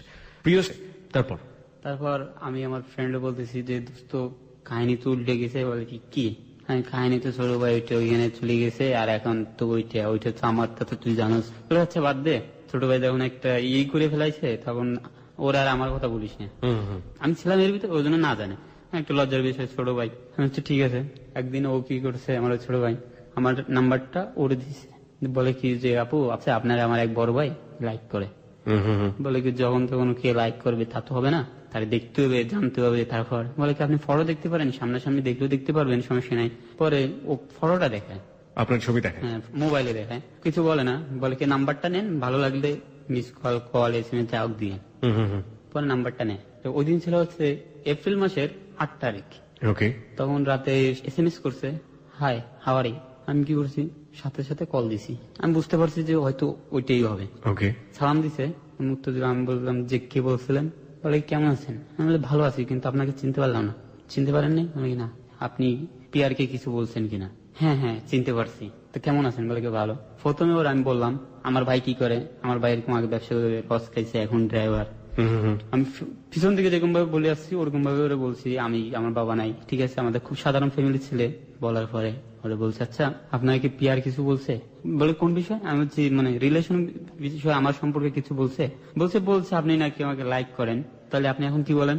বলে কি যে আপনার থেকে তো শুনি নেই, ওইটা তো আর পিয়ার করবে না যে ওর কথায় আমি মত দিব। আচ্ছা তাহলে আমার বলতে হবে না? অবশ্যই আপনি করলে আপনার বলতে হবে। প্রথম দিনই আপনার সঙ্গে এরকম কথোপকথন? হ্যাঁ। তার আগে কি কোনো ধরনের চোখাচোখি বা ইশারা দেয়া? আমি তাকাতাম, ও তাকাইতো কিনা ও খেয়াল করিনি। ওকে ওকে, ঠিক আছে। পরে আমি বললাম আরে ফার্স্ট আই লাভ ইউ। ও বলে কি যে কি? আবার বললাম। বলে কি? বলে কি যে আবার বলেন, একটু জোরে বলেন। বলছি 4 বার বলার। বলে হ্যাঁ শুনছি। তা এখন আপনি কি বলবেন? আচ্ছা, এই আই লাভ ইউ মানে তো আমি তোমাকে ভালোবাসি, তাই না বাংলায়? এটা চিটাগাংয়ের ফর্মটা কি হবে? শুনে আপনি শুনে চিটাং, এটা লজ্জা পাচ্ছেন কেন? আপনার আঞ্চলিক ভাষা, আপনি বলবেন না। শোনেন, আপনি যখন চিটাঙে ফিরে যাবেন না, আপনার এই যে এলাকার যেসব ভাই বোন যারা হ্যালোইট 920 পছন্দ করে ওরা আপনাকে চিটাঙ্গি ভাষায় মানে আই লাভ ইউ, এটি সাধারণত ইংলিশ সবাই তো বলে আই লাভ ইউ। চিটাঙের একটা ভাষা আছে না, আমি তোমারে ভালো পাই না, কি যেন এইসব একটা আছে না, কি বলে ওটাকে চিটাঙের ভাষায়? আমি তোমারে ভালোবাসি। আমি তোমারে ভালোবাসি, এই যে একটু বললেই তো আমি তোমারে ভালোবাসি। ঠিক আছে এটা। ওকে, তারপর এখন বলছে এখন আপনি অ্যান্সারটা দিবেন। বলে কি যে অ্যান্সার এটা তো বাজারে আলু পটল না যে তখন চাইলেই পাওয়া যাবে। বাজারের আলু পটল চাইলেই পাওয়া যায় না? হ্যাঁ, যাইয়েন গিয়ে একটু চাইয়েন, দেখেন আপনার এটা বলতেছে। পিঠের উপরে মোটামুটি একটা আমার থালা সাথে করে নিয়ে যাবেন, বেটার হবে আপনার জন্য। আলু পটল চাওয়ার দিন শেষ। কেজি জানেন কত করে? বলার পরে আমি বলছি যে আচ্ছা তাহলে 5 মিনিট টাইম দিছি, ভাইকে বলেন। 5 মিনিট? ও মাই গড, বলে কি এত সময়? হ্যাঁ। বলে কি যে 5 মিনিটই এটা কি বলা সম্ভব? আমি কতদিন লাগবে আপনার? বলে কি 15 দিন। আপনারা আছেন কতদিন? বলে কি আছে আর 1 মাস। যদি 15 দিন বলতে বলতে লেগে যায় তাহলে রিলেশন করে কি লাভ? আচ্ছা দাঁড়ান, আছি আর কতদিন মানে ঠিক বুঝলাম না, এই প্রশ্নটা আপনি কিভাবে করলেন? ওরা তো ওমান থাকে আমি জানি, কারণ ওরা ওমান। কিভাবে জানলেন ওমান থাকে? একই লাগে পাশাপাশি ভাষা, এটা স্বাভাবিক। আর ওখানে তো ছোট থেকে আমি ব্যাপারটা আসলে জেনে গেছেন আপনি যে কোনো ভাবে। ওরা আবার বেড়াতে আসছে চলে যাবে, যখন অফারটা দিই তখন ও বলে যে আমি কিন্তু চলে যাবো। প্রথমেই বলে আমি কিন্তু চলে যাবো। হ্যাঁ, আমরা আর 1 মাস আছি। 1 মাস আছি, এখন রিলেশন হলে যত দূরেই থাকুক ঠিক আছে, ওইটা কোনো বিষয় না, মনের যদি টান থাকে। ওকে, মানে ওরা 1 মাসের জন্য বেড়াতে আসছে নিজের বাড়িতে? 3 মাসের জন্য আসছে। 3 মাসের জন্য এসে তো ওখানে 1 মাস হলো আপনি পাচ্ছেন, বাকি 2 মাস কোথায় ছিল? ওরা চট্টগ্রামই ছিল, তা ওদের বাড়ি আবার সন্দীপও বেড়াতে গেছিল কিছুদিন, আর সিলেট ছিল কিছুদিন। কোথায় ছিল? সিলেট। সিলেট। ওকে, সিলেট ওদের সিলেট এক- মানে সিলেট। সিলেট। ওকে, ওগুলো বলতেছি যে মেয়েটার নাম আমরা জানিনি এখন পর্যন্ত, মেয়েটার নাম কি? মাহমুদা। মাহমুদা, অনেক সুন্দর একটা নাম। ওকে, তারপর ও আমার বলতেছে যে এটা ফ্রেন্ড থাকেন তার বেশি হবে না। মাহমুদা আপনার বয়সী ছিল নাকি? আমার থেকে একটু কম ছিল বয়স, লম্বায় আমার থেকে একটু খাটো, বয়সে একটু কম। ওকে, তারপর আমি বলছি আচ্ছা একটা গুড নিউজ হবে না ব্যাড নিউজ হবে? ও বলে যে যদি ব্যাড নিউজ হয় তাহলে আপনি কি করবেন? ব্যাড নিউজ হলে তো কিছু করার নাই, পাহাড়ের উপর থেকে ঝাঁপ হ্যাঁ দিব। পাহাড়ের উপরে মানে যে আমার মাথা আসমান ভেঙে হলো এরকম আর কি, তাছাড়া বেশি কিছু নেই আর কি। ভালো লাগছিল আপনার, তাই বললাম। আবার যদি গুড নিউজ হয়, গুড নিউজ হলে তো মানে মনে করবো আমার জীবনে, পাহাড় মাথা তুলে দৌড় দিব। হ্যাঁ মানে জীবনে প্রথমে একটা কাজ সফল হলো, হ্যাঁ, হ্যাঁ। মনে করেন ব্যাড নিউজ। তা আমি কোনো কথা বলি না, কিন্তু আপনি বলতেন যে ঠিক আছে সমস্যা নেই, আপনি আমার সাথে থাকেন, আমি ঝাঁপ দিচ্ছি। আমি সুইট আছে, ঠিক আছে বলেন। হ্যাঁ, বলি কি যে সত্যি ব্যাড নিউজ? হ্যাঁ ব্যাড নিউজ। চুপ করে আছি, তা ও হ্যালো হ্যালো করতেছে যে কই গেলেন আপনি? 2 মিনিট মতো কোনো কথা বলিনি। ও বলে কি যে কথা বলেন, ফান করলাম না, ব্যাড নিউজ গুড নিউজ এখন না, পরে বলবো। এটা হলো তার পরের দিন। তো কথা বলতে বলতে রাতের 2:30 3:30টার দিকে এক পর্যায়ে বলে মানে আমি তোমাকে ভালোবাসি বাংলায়, ওটা বলতেছে। তা আমি এবার ও যখন ওরকম করছে আমার সাথে, তা আমি ওর 4বার বলাইছি, ওর সাথে সব কথাবার্তা হলো, পুরো ডিটেলস এতদিন জানলাম। ডিটেলসটা আমরা এবার একটু শুনি, আমাদের একটু জানা দরকার, কারণ বিশ্বাসযোগ্যতার জায়গাটা থেকে অনেকেই প্রশ্ন করতে পারে। হ্যাঁ, বলুন। ও অনেক ছোট থাকতেই ওর আব্বু ওদেরকে ফ্যামিলি সমান নিয়ে যায়। ও মানে একটা স্কুলে পড়ে, ও লেভেলে। ওকে, ওরা 4 বোন। ওকে। ওর আব্বু এখানে বিজনেস করে, লেডিস টেইলিং। Ladies tailoring. হ্যাঁ, ওকে। ওদের 4-5টা দোকান আছে। ওর আব্বু নাকি আগে গরিব ছিল, ও আমার যেটা বলছে। ওর আমি অফার করার আগে বলছি যে আমি কিন্তু গরিব, যা করবেন ভাবে চিন্তা করবেন, হ্যাঁ বললেও ভাবে, না করলেও ভাবে চিন্তা। ওকে, ও বলে কি সমস্যা নাই, আমার আব্বু গরিব ছিল, মানুষ তো সারা জীবন একরকম থাকে না, আমার আব্বু এরকম গরিব ছিল, আমার আব্বু এরকম বিদেশে এসে না এরকম টাকা পয়সা হয়েছে, মানে ওর দাদাদের সাথে ওদের তেমন সম্পর্কটা ভালো নাই। ওকে, এটা বললো যে আমাদের দাদাদের সাথে, কিন্তু নানাদের সাথে পুরোপুরি সম্পর্ক পুরো ভালো। ওকে। মামা দেখাশোনা করে। কারণ যখন সুযোগ পেতাম তখন কথা বলতাম। ধরেন 11টা থেকে শুরু করতাম, সকাল 8টা 9টা এরকম, একটা না। তা আমাদের আবার ওইখানে আমাদের একটা বেজ আছে, মানে আমরা বন্ধুরা আছে, মানে আমাদের ব্যাজের একটা নাম দেয়, ব্যাচ। হ্যাঁ আমাদের ব্যাচের নাম আছে ফ্ল্যাশব্যাক। কলেজ থেকে পলিটিক্যাল ভাবে আমি অন্য দলের সাথে জড়িত, কিন্তু আমাদের যে এলাকায় মহল্লায় ওইটা হচ্ছে ওরা অন্য পলিটিক্স করে, কিন্তু পলিটিক্স দিকে আমি আস্তে আস্তে ঝুঁকে যাচ্ছি। বড় বাইরে কলেজ থেকে যখন কল দেয় যে এরকম মিটিং আছে চলে আসিস, তুই আজকে এক ট্রাক পয়সা লই, কি নিয়ে আসবি? পয়সা মানে ছেলে ফেলে নিয়ে আসবি, পয়সা? মানে ছেলে চট্টগ্রামে বাসা। পোয়াছা নিয়ে আসবি? হ্যাঁ কে বলে এটা? কলেজে বড় বাইরে কেন বলে? মিটিং এ। ও মানে এটা পলিটিক্যাল মিটিং। হ্যাঁ পলিটিক্যাল মিটিং। ওকে, আমি যেরকম পারি নিয়ে যাই। রাজনীতি এমনি মিটিং মিছিলে অ্যাড হয়ে এটাই, তাছাড়া খারাপ কোনো দিশে নেই। আর বড় ভাইটাও ভালো ছিল, ধরেন কলেজে যখন মারামারি হতো তখন ফোন করে বলে দিত আজকে কলেজে আসিও না, মারামারি হলে। তখন আমি যাইতাম না, এর দিক থেকে একটু বড় ভাইরে ভালো লাগতো, কিন্তু এই ফাঁকে ফাঁকে আমাদেরকে কিন্তু ব্যবহার করে ফেলতো। ওকে। আবার আমাদের ওইখানে আদি শহর, ওইখানে মনে করেন সপ্তাহে এমনও দিন আছে 2-3 বার মারামারি হয়। বন্ধু মানে আমার সাথে মারামারি বাঁধলো একজনের সাথে, আমি ফোন দিলাম তোরা ফন্ডে তাড়াতাড়ি আল্লাহ লাগিয়ে, সবাই এরকম চলে আসে। কিন্তু ওইটা কোনো পলিটিক্যাল মারামারি না, মানে আমাদের মতন যারা তাদের সাথে আর কি কথায় কথায় লাগিয়ে দেয় না এরকম, এক গ্রুপের সাথে এক গ্রুপের সাথে আরেক বুঝতে পেরেছি। এরকম। কাজ আর নাকি পলিটিক্যাল ভাবে 2-1 বার হয়, হ্যাঁ, এরকম মারামারি প্রায় চলে। তবে আমাদের ওই এলাকায় বড় ভাই একটা আছে, আমাদেরকে উনি আর কি লিড দেয়, মানে ওনার জানে যে ওনার ছোট ভাই এরকম। তাই এর ভিতরে ওর সাথে এরকম পরিচয় হলো। এখন ও আবার জানে না যে আমি এরকম পলিটিক্যাল সাথে জড়িত, তারপর আবার এরকম মারামারি, এটা জানে না। ওটার কে যেন ওরা বলে দেয়। তখন আমার একদিন জিজ্ঞেস করতেছে, আচ্ছা একটা সত্যি কথা বলবো? আমি বলি হ্যাঁ বলো। তুমি কি রাজনীতি করো? হ্যাঁ করি। কে বলছে? যে করে তুমি করো কিনা এটা বলো। হ্যাঁ করি। মারামারি করো? আমি দেখো মারামারি আমি কোনোদিন, কেউ আমরা বলতে পারবে না বিনা দোষে কারো গায়ে হাত দিছি, কারোর সাথে খারাপ ব্যবহার করছি, কিন্তু বন্ধুদের সাথে বাঁধলে তখন করি। ঠিক আছে, তো তুমি এগুলো ছাড়তে পারবা না? এটা কি আমার পেশা নাকি যে এটা ছাড়তে পারবো না? বলি তাহলে এটা ছেড়ে দাও। হ্যাঁ ছেড়ে দিলাম। বলি সত্যি সিরিয়াসলি? হ্যাঁ সিরিয়াসলি, তুমি যখন বলছো ছেড়ে দিছি। তখন থেকে আমি চিন্তা ভাবনা করি যে বন্ধুদের সাথে আড্ডা দেবো, ঠিক আছে বন্ধুদের সাথে, কিন্তু মারামারিতে যখন ডাকবে যাবো না। ওকে। পয়লা বৈশাখের রাত্রে আমি তো আর বেশি আড্ডায় না। ওরা আমার বলে কি রে তুই কই থাকোস, আড্ডাটা তো পায় না। ওই যে বলছি ছেড়ে দিব আড্ডার দিনে। আর ফ্যামিলি থেকে, আমার ফ্যামিলি থেকে সব থেকে মানে ভালো জানতো সবাই, আমার সবার থেকে ভালো আমার ভালোবাসতো ফ্যামিলি থেকে। না সেটা ঠিক আছে, কিন্তু আমি একটা জিনিস বুঝতে পারছি না, যে মেয়েটার সাথে আপনার কথা হলো মাহমুদা, এক ধরনের ভালোবাসা তৈরি হয়ে গেল ফোনে, দেখা সাক্ষাৎ হলো কবে প্রথম? বলতেছি জি। 10-12 দিন হয়ে গেছে আমাদের দেখার শেষ নেই। এখন আমি ওরা বলতেছি আমাদের দেখা হলো না। বলে কি দেখা কেমনে হবে? এমনি দেখা হয়তো, ও বেলকনিতে দাঁড়ায় থাকতো, আমি নিচে যেতাম, এটাই দেখা হতো, কিন্তু সামনাসামনি কথা হতো না। তারপর আমাদের এখানে আবার কারেন্ট গেলে লাইনে ঘুরতে পারবে, গরমের দিনে কারেন্ট চলে যায় বেশি, লোডশেডিং, ওইটুকু চোখে চোখে দেখা, অন্ধকারে দেখা হয়, মানে সামনাসামনি ও যাইতেছে আমি দেখতেছি, আমি যাইতেছি ও দেখতেছে, এরকম।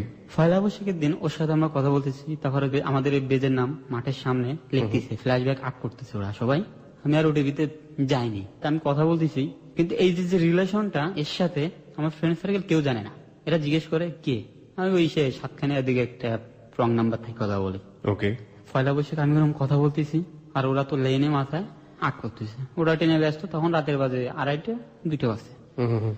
ও বলতেছে আমাদের দেখা হবে না, আমি দেখা তো এরকম ভাবে হইতেছে, তুমি তো কোনোদিন বাসাতে বাইরে হইতেও পারবা না, দেখা হবে না। বলে হ্যাঁ, আমাদের বাড়ি দিলে তো আমার আম্মু টাম্মু সবাই আসে। আমি বলছিলাম আমি আসবো, বলে কই, আমি তোমার কাছে। কেমন আসবে, গেটটা আটকানো, তুমি বলো দেখো আসি পারি কিনা। তুমি পারবা না রে, শুধু শুধু বলে লাভ নেই, তুমি একবার বলো, তারপর দেখো পারি কিনা।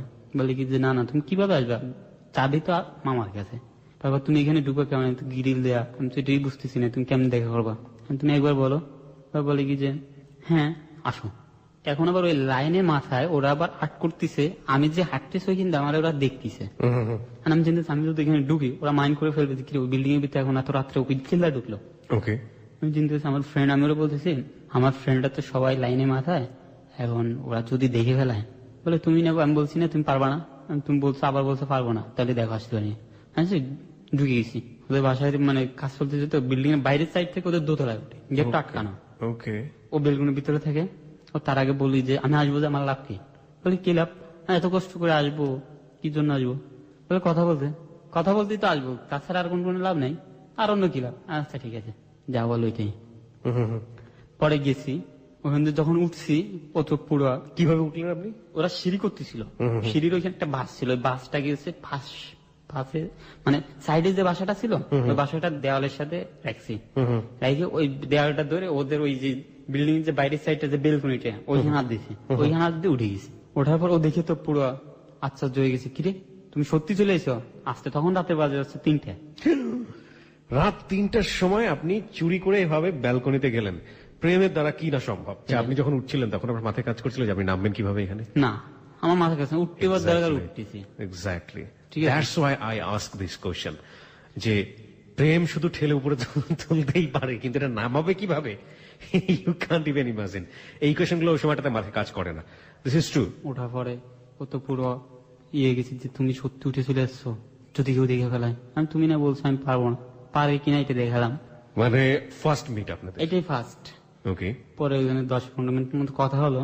ব্যালকনিতে বসে যে কথোপকথন করছিলেন আপনারা রাত 3টার সময়, সাধারণভাবেই তো ব্যালকনির ভিতরে যে রুমগুলো আছে সেগুলো থেকে আওয়াজ পাওয়ার কথা। ওর রুমটা হচ্ছে ব্যালকনির সাথে, মানে ওর রুমটাই আসলে ব্যালকনির সাথে ছিল, অন্য কিছু ছিল না? না, ওর সাইডের রুমটা হচ্ছে রাম্মু।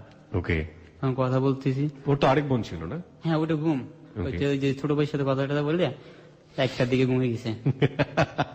সেই আপডেট কি আপনি জেনে গিয়েছেন যে ওটা কনফার্ম ঘুমে আছে? হ্যাঁ ওরা, আমি বলছি তো যে আমি যদি আসি তাহলে তোমার বোন যদি দেখে, বলে ঘুম উড়ে গেছে, ঘুম ভাঙবে না। আমি বলছি যাক তাহলে তো নিশ্চিন্তে যাইতে পারি। পরে গেলাম, কিন্তু আমার কাছে ভিতরে একটা ভয় কাজ করতেছে, লাইনে কেউ না দেখে। চোর বলবে না জানি, কিন্তু বলবে যে কেন উঠলে, খুব স্বাভাবিক। জানা জানি হবে, খুব স্বাভাবিক। আমার থেকে ওর মান সম্মানটা বেশি যাবে। ওকে। আমি বলতেছি যে চলে যাব। পরে ওই দিনকেই ফার্স্ট ওরে একটা কিস করি, ও আমাকে একটা কিস করে ফার্স্ট। তারপর আমি 2-3 বার উঠছি, আর একবার উঠছি আমার একটা ফ্রেন্ডের রেস্টুরেন্ট আছে নিজেদের, তা আমি রেস্টুরেন্টে গেছি, কল দিছে বিকেল বেলা, তুমি কই? আমি বলছি আমি তো এরকম ফ্রেন্ডের রেস্টুরেন্ট আসছে।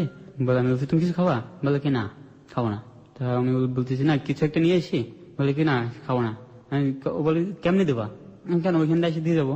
আবার তো তলা পেয়ে উঠবে। হ্যাঁ বলতেছি, কিন্তু নামলেন কিভাবে আপনি? ও নামার কথাটা সরি ভুলে গেছি, নামার সময় আমি বলতেছি 10 মিনিটের মতো হয়ে যাচ্ছে। আমি বলতেছি এখন আজান দিবে কিছুক্ষণ পর, আর আমার ফ্রেন্ডরা লাইনের মাথায় আছে, ওরা যদি দেখে তাহলে আমার অনেক কিছু জিজ্ঞেস করবে, অনেক কিছু বলতে ওরা জানিয়ে যাবে। ওকে। তুমি নামবা কিভাবে? হ্যাঁ নামবো দেবো। এখন আমি চিন্তা কি নামবো কিভাবে, পা দিয়ে নামতে গেলে ভয় করে, তখন কি ভয় থেকে বাদ দিয়ে নিচে দিলাম লাভ, দোতলা থেকে লাভ দিচ্ছি, লাভ দিয়ে নিচে পড়ছি, একটা শব্দ হয়েছে ওই লাইনের মাথার থেকে। ফ্রেন্ড আর আমাদের ওইখানে আরেকটা ভাই ছিল, আবার ওই বিল্ডিং ওনার একটা আত্মীয় আছে, উনি আবার ওইখান থেকে মানে এলাকার তো বড় ভাই, উনি আর কি দেখে করে ওই বিল্ডিং এর দিকে ওনার একটা ইয়ে আছে। আমি যখন লাভ দিছি, কিন্তু আমার ফ্রেন্ডটা কেউ খেয়াল করি নাই, উনি খেয়াল করে ফেলছে, কিন্তু কোথেকে বললো উনি বুঝতে পারতেছে না। ওকে। ওই বড় ভাইটা বলতেছে চোর ঢুকছে, চল। ওরা সবাই আসছে আমার কাছে, দেখে আমি মোবাইলে কথা বলছি। আমি ওদের আসতে দেখি, আমি ওরা বলছি তুমি ব্যালকনিতে বসে পড়াবো। আমার ফ্রেন্ড আসতেছে, ওরা মানে দেখছে, মানে আসছে। আমার বলছে তুই বিল্ডিং এ কোথায় ঢুকছিলি? আমি কি বিল্ডিং এ ঢুকছি, কি বলেন? বলে কি তুই ঢুকছ না বিল্ডিং এ? ভাই তোমার মাথা খারাপ হয়ে গেছে। এখন ফ্রেন্ডরাও বলতেছে, ওরা তো দেখিনি, ওরা বলতেছে যাও, ও এখন এত রাত্রে, এই রাত্রে ওই বিল্ডিং এর ভিতরে কি করে? আমি মনে আর একটু সাহস হয়ে গেছি, যাক ফ্রেন্ডরা দেখি নাই, তাহলে আর কোনো সমস্যা নেই। ওকে। বড় ভাই আমার উপর গরম, আমি ওনার উপর গরম। পরে ফ্রেন্ডরা বলতেছে যে যাক যা হয়েছে এটাই স্বাভাবিক, উনি তা বলতে বাদ দে, উনি তো এমনি এরকম। আচ্ছা, না আপনি বলছিলেন রেস্টুরেন্ট থেকে খাবার আনার কথা, আপনি খাবার দিবেন তাকে, ও বলছে যে কিভাবে দিবা? আমি বলছেন বলছি আবার, যে হ্যাঁ। ওরকম ভাবে। Okay. তা ও বলে কি যে না তুমি শুধু একটা আইসক্রিম নিয়ে এসো। তো ও নাকি আইসক্রিমটা ভালোবাসে, তো ওর জন্য আমি একটা আইসক্রিম আর ফিরনি। এবার ওই রাত্রে আমি ওরে দিয়ে আসি। ও কি করে, একইভাবে হ্যাঁ একইভাবে আইসক্রিম নিয়ে আর ফিনি নিয়ে কিভাবে উঠলেন বাসবে? একটা নেটে নিছিলাম, আচ্ছা। বেল্ট আছে না, বেল্টের যে প্যান্টের যে ইয়াটা, এইখানে বাঁচছে বাইরে, তারপর উঠছি। প্রিয় শ্রোতা, আপনারা একটু ইমাজিন করার চেষ্টা করুন, একটা বিল্ডিং এর সামনে 16 থেকে 17 বছরের একজন রোমিও একটা আইসক্রিম এবং একটা ফিরনি নিয়ে বেল্টে বেঁধে সে বাঁশ বেয়ে বেয়ে উঠছে জুলিয়েটের জন্য, এবং আমার খুবই হাসি পাচ্ছে। ওকে, তারপর কি হলো? নেওয়ার পরে ওর দিই, ও গিয়ে ফার্স্ট ওই দিনকে আমার খাওয়া দেয়। ও বেলগুনি, আমি বাইরে, ও ভিতরে, এরকম ভাবে। বেলকনির বাইরে ছিলেন আপনি? আমি তো বেলগুনি বাইরে, আমি ভিতরে যাবো কিভাবে? ও আগের দিনও কি তাই ছিল? হ্যাঁ বেলকনি তো রেলিং দিয়ে ঘেরা। হ্যাঁ রেলিং। ও তার মানে আপনি রেলিং ধরে ঝুলে ঝুলে 10 মিনিট আগের দিন কথা বলেছেন? হ্যাঁ। এখনো তাই? এখনো তাই। মানে ওখান থেকে যদি পাটা কোনো রকম ফসে যায় তার মানে ঠাস করে পড়ে যাবেন? হ্যাঁ। ও মাই গড। এই জন্যই বলা হয় যে প্রেমের দুনিয়াতে অসম্ভব বলে কোনো কিছু নেই। হয়তো কেউ কেউ 14 তলা পেয়েছে, ভবিষ্যতে হয়তো আমরা এরকম গল্প হাজির করবো যে টুইন টাওয়ার বিয়ে উঠে গেছে প্রেমের জন্য। হোয়াট এভার ইট ইজ, আমরা ছোট। তারপর ওই আইসক্রিম নিয়ে গেলাম, ও আমার ওইরকম মানে রেলিং এর ফাঁক থেকে খাওয়াই দিল, আমি ওকে খাওয়াই দিলাম। খাওয়া দেওয়া ওর আমি জিজ্ঞেস করতেছি আচ্ছা তুমি আমাকে কি দেখে আমার সাথে রিলেশনশিপটা করলাম? তো ও বলতেছে যে তোমার সব থেকে ভালো লাগছে এটা, তোমার যতগুলো কথা বলছি সবগুলো সত্যি কথা বলছো। তারপর আবার আমি বলছি আমি তো কালো, তুমি আমার মতো কালো একটা ছেলেকে কেন ভালোবাসা? মাহমুদও দেখতে কেমন? পরীর মতো। আপনাকে কেমন মানে বলবো, আপনি ছবি দেখেন, ছবি দেখে বুঝতে পারবেন। পরীর মতো সুন্দর না? অনেক সুন্দর, অনেক। প্রিয়ার কি রূপ সেই জানে যে কখনো ভালোবাসে। শুধু এটা ভাইয়া শুধু প্রিয়া না, এটা অরিজিনাল অনেক সুন্দর, ঠিক আছে? ওকে। যে কেউ দেখলে মানে যে কেউ দেখলেই যে কেউ মানে আপনার মতো অবস্থা হয়ে যাবে অবশ্যই। না, তাহলে না দেখাটাই ভালো। ঠিক আছে, ওকে বলুন তারপর। পরে ওর বলে আমি তো একটা কালো ছেলে, ওর হাতটা বেলকনি থেকে নিয়ে মোবাইলে আলো দিয়ে এমনি দেখাইছি, দেখো কে কত সুন্দর, আমি কত কালো আর তোমারটা কিরকম যেন লাগতেছে। আপনি ইনফ্যাক্ট কালো নন, তারপরে আপনার চেয়ে অনেক বেশি ও ফর্সা ছিল। অনেক সুন্দর। ওকে। পরে এটা বললে ও বলে কি যে তুমি শুধু উল্টো পাল্টা কথা বলো, সেটাই। ভালোবাসা কি খালি ওই রূপ দেখে হয়? সেটাই। এটা ভালোবাসা মন থেকে সৃষ্টি হয়। তোমার কথাগুলো ভালো লাগছে, তুমি সত্য কথা বলো, এই জন্য ও বেশি বলতো যে তুমি যতগুলো কথা বলছো তুমি সব সত্য কথা বলছো। ওকে। তুমি আমার সাথে চিট করতে পারতা যে তুমি বড় লোকের ছেলে, তুমি এইসব অনেক কিছু বলতে পারতা, তুমি তা বলো নি। পরে আমারও সেম প্রশ্ন করছে যে তুমি আমার কি দেখে ভালোবাসো? আমি অরিজিনাল কথা যেটা, আমি ফার্স্ট তোমাকে যেদিনকে দেখছি সেদিনকে মনে থেকে একটা টার্গেট নিয়ে ফেলাইছি, যে তোমাকে সেদিন থেকে ভালো লেগে গেছে। ওকে। এটা সব ওই বেলগুনের ও ভিতরে, আমি বাইরে, এরকম ভাবে। আবার কানে আমার হেডফোন থাকতো। কেন? ওই লাইনে দারোয়ান ছিল, দারোয়ান জানতো যে আমি একজনের সাথে কথা বলি এই বিল্ডিং এ, কিন্তু কার সাথে এটা জানি না, Okay. ঠিক আছে? কিন্তু এক জায়গায় দারোয়ান কিছু বলবেও না, কারণ আমরা এক এলাকার ছেলে, ঠিক আছে? কানে হেডফোন থাকতো, যে আমি যখন উঠতাম ও এত আস্তে কথা বলতো, তখন ও লাইনে থাকতো, ওর কানে হেডফোন থাকতো, আমার কানে হেডফোন থাকতো, মুখ দিয়ে শুনলে শুনছি, নাহলে হেডফোন দিয়ে শুনতাম।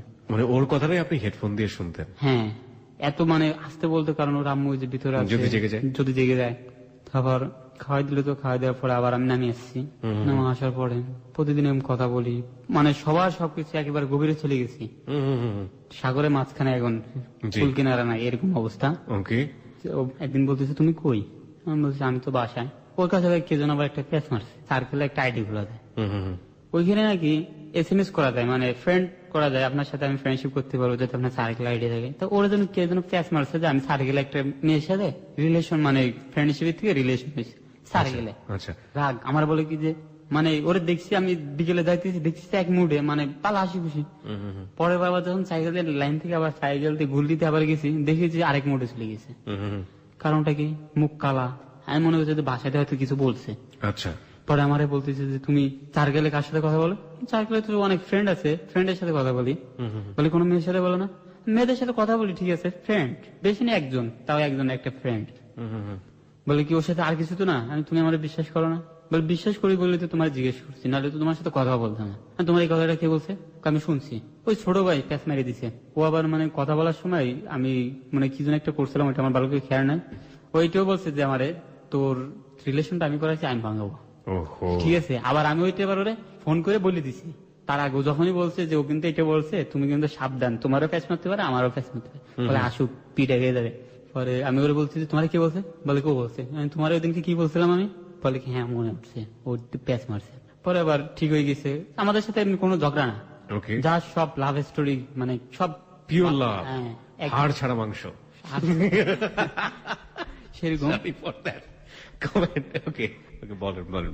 এক- সুইট লাভ স্টোরি ম্যান। একদিন ও বলতেছে যে তোমাদের যে ফ্যামিলি, আমাদের যে ফ্যামিলি, এটা কোনোদিন তো সম্ভব না। রাইট, এখন আমরা কি করব? তুমি কি করবো? তুমি চলে গেলে আমি কান্না করবো, আর আমি তুমিও কাঁদবা। তুমিও কান্দবা, দুইজন দুই দেশে কানবা, তো লক্ষণ নাই। তো আমার বলে কি যে তুমি ফেসবুক ইউজ করো? আমি বলি মানে আগে একটা আইডি ছিল, ওইটা আমার হ্যাং হয়ে গেছে, কিন্তু আমি আইডি নিজে খুলতে পারি না। ও বলে কথা সমস্যা না, আমি তোমার একটা আইডি খুলে দেবো, আইডিতে কন্ট্যাক্ট হবে। এলো একদিন বললো আচ্ছা ঠিক আছে। পরে ওরা আমি বলছি তুমি তো জানো আমি বেকার ছেলে, তুমি যখন দেশের বাইরে চলে যাবা তখন তো তোমার সাথে বেশি কন্ট্যাক্ট হবে না। বলে কি হ্যাঁ এটা বুঝতে পারতেছি, কিন্তু আমি যতদূর সম্ভব চেষ্টা করবো কন্ট্যাক্ট করার জন্য। ওকে, ফেসবুকে তো কন্ট্যাক্ট হবে, যেহেতু তোমার আমি ফেসবুক অ্যাকাউন্ট খুলে দিতেছি। এরকম ভাবে আর কি সবাই লাভ স্টোরি চলতেছে। তার কিছুদিন পরে ও আমারে আবার বললো তোমার ফ্যামিলির আমার ফ্যামিলি কোনোদিন মাইনে নেবে না, আমি তো তোমার ছাড়া বাঁচবো না, এখন কি করবো বলো তো? বললাম না আগে কান্না করতে হবে। বলে কি কান্না করলে হবে না, চলো আমরা একটা কাজ করি, আমরা পালা যাই। আমি বলি কি তোমার মাথা ঠিক আছে? বলে কি যে মাথা আমার ঠিক আছে, তুমি ঠিক করো। আমি কি ঠিক করবো? এই বয়স এখন সম্ভব? আমি এখন মাত্র ইন্টার ফার্স্ট ইয়ারে পড়ি, তুমি ওলে গেলে পড়ো, তুমি আগে পড়ালেখা শেষ করো, আমি পড়ালেখা শেষ করি, তারপর একদিন হবে যদি কপালে থাকে। কপালে থাকে না থাকে ওটা তো পরে, আমি জানি যে ফ্যামিলির থেকে কোনোদিন হবে না। ও বলতেছে আমি এটা তো আমিও বুঝতেছি। তারপর তুমি কি আমার সাথে টাইম পাস করতেছো? ডাইরেক্ট তোমার কি এরিটা মনে হচ্ছে তোমার সাথে আমি টাইম পাস করতেছি? বলে কি না তা মনে হয় না, কিন্তু তুমি আমার তোমার যেটা বলতেছি তুমি তাই এড়াই যাচ্ছ।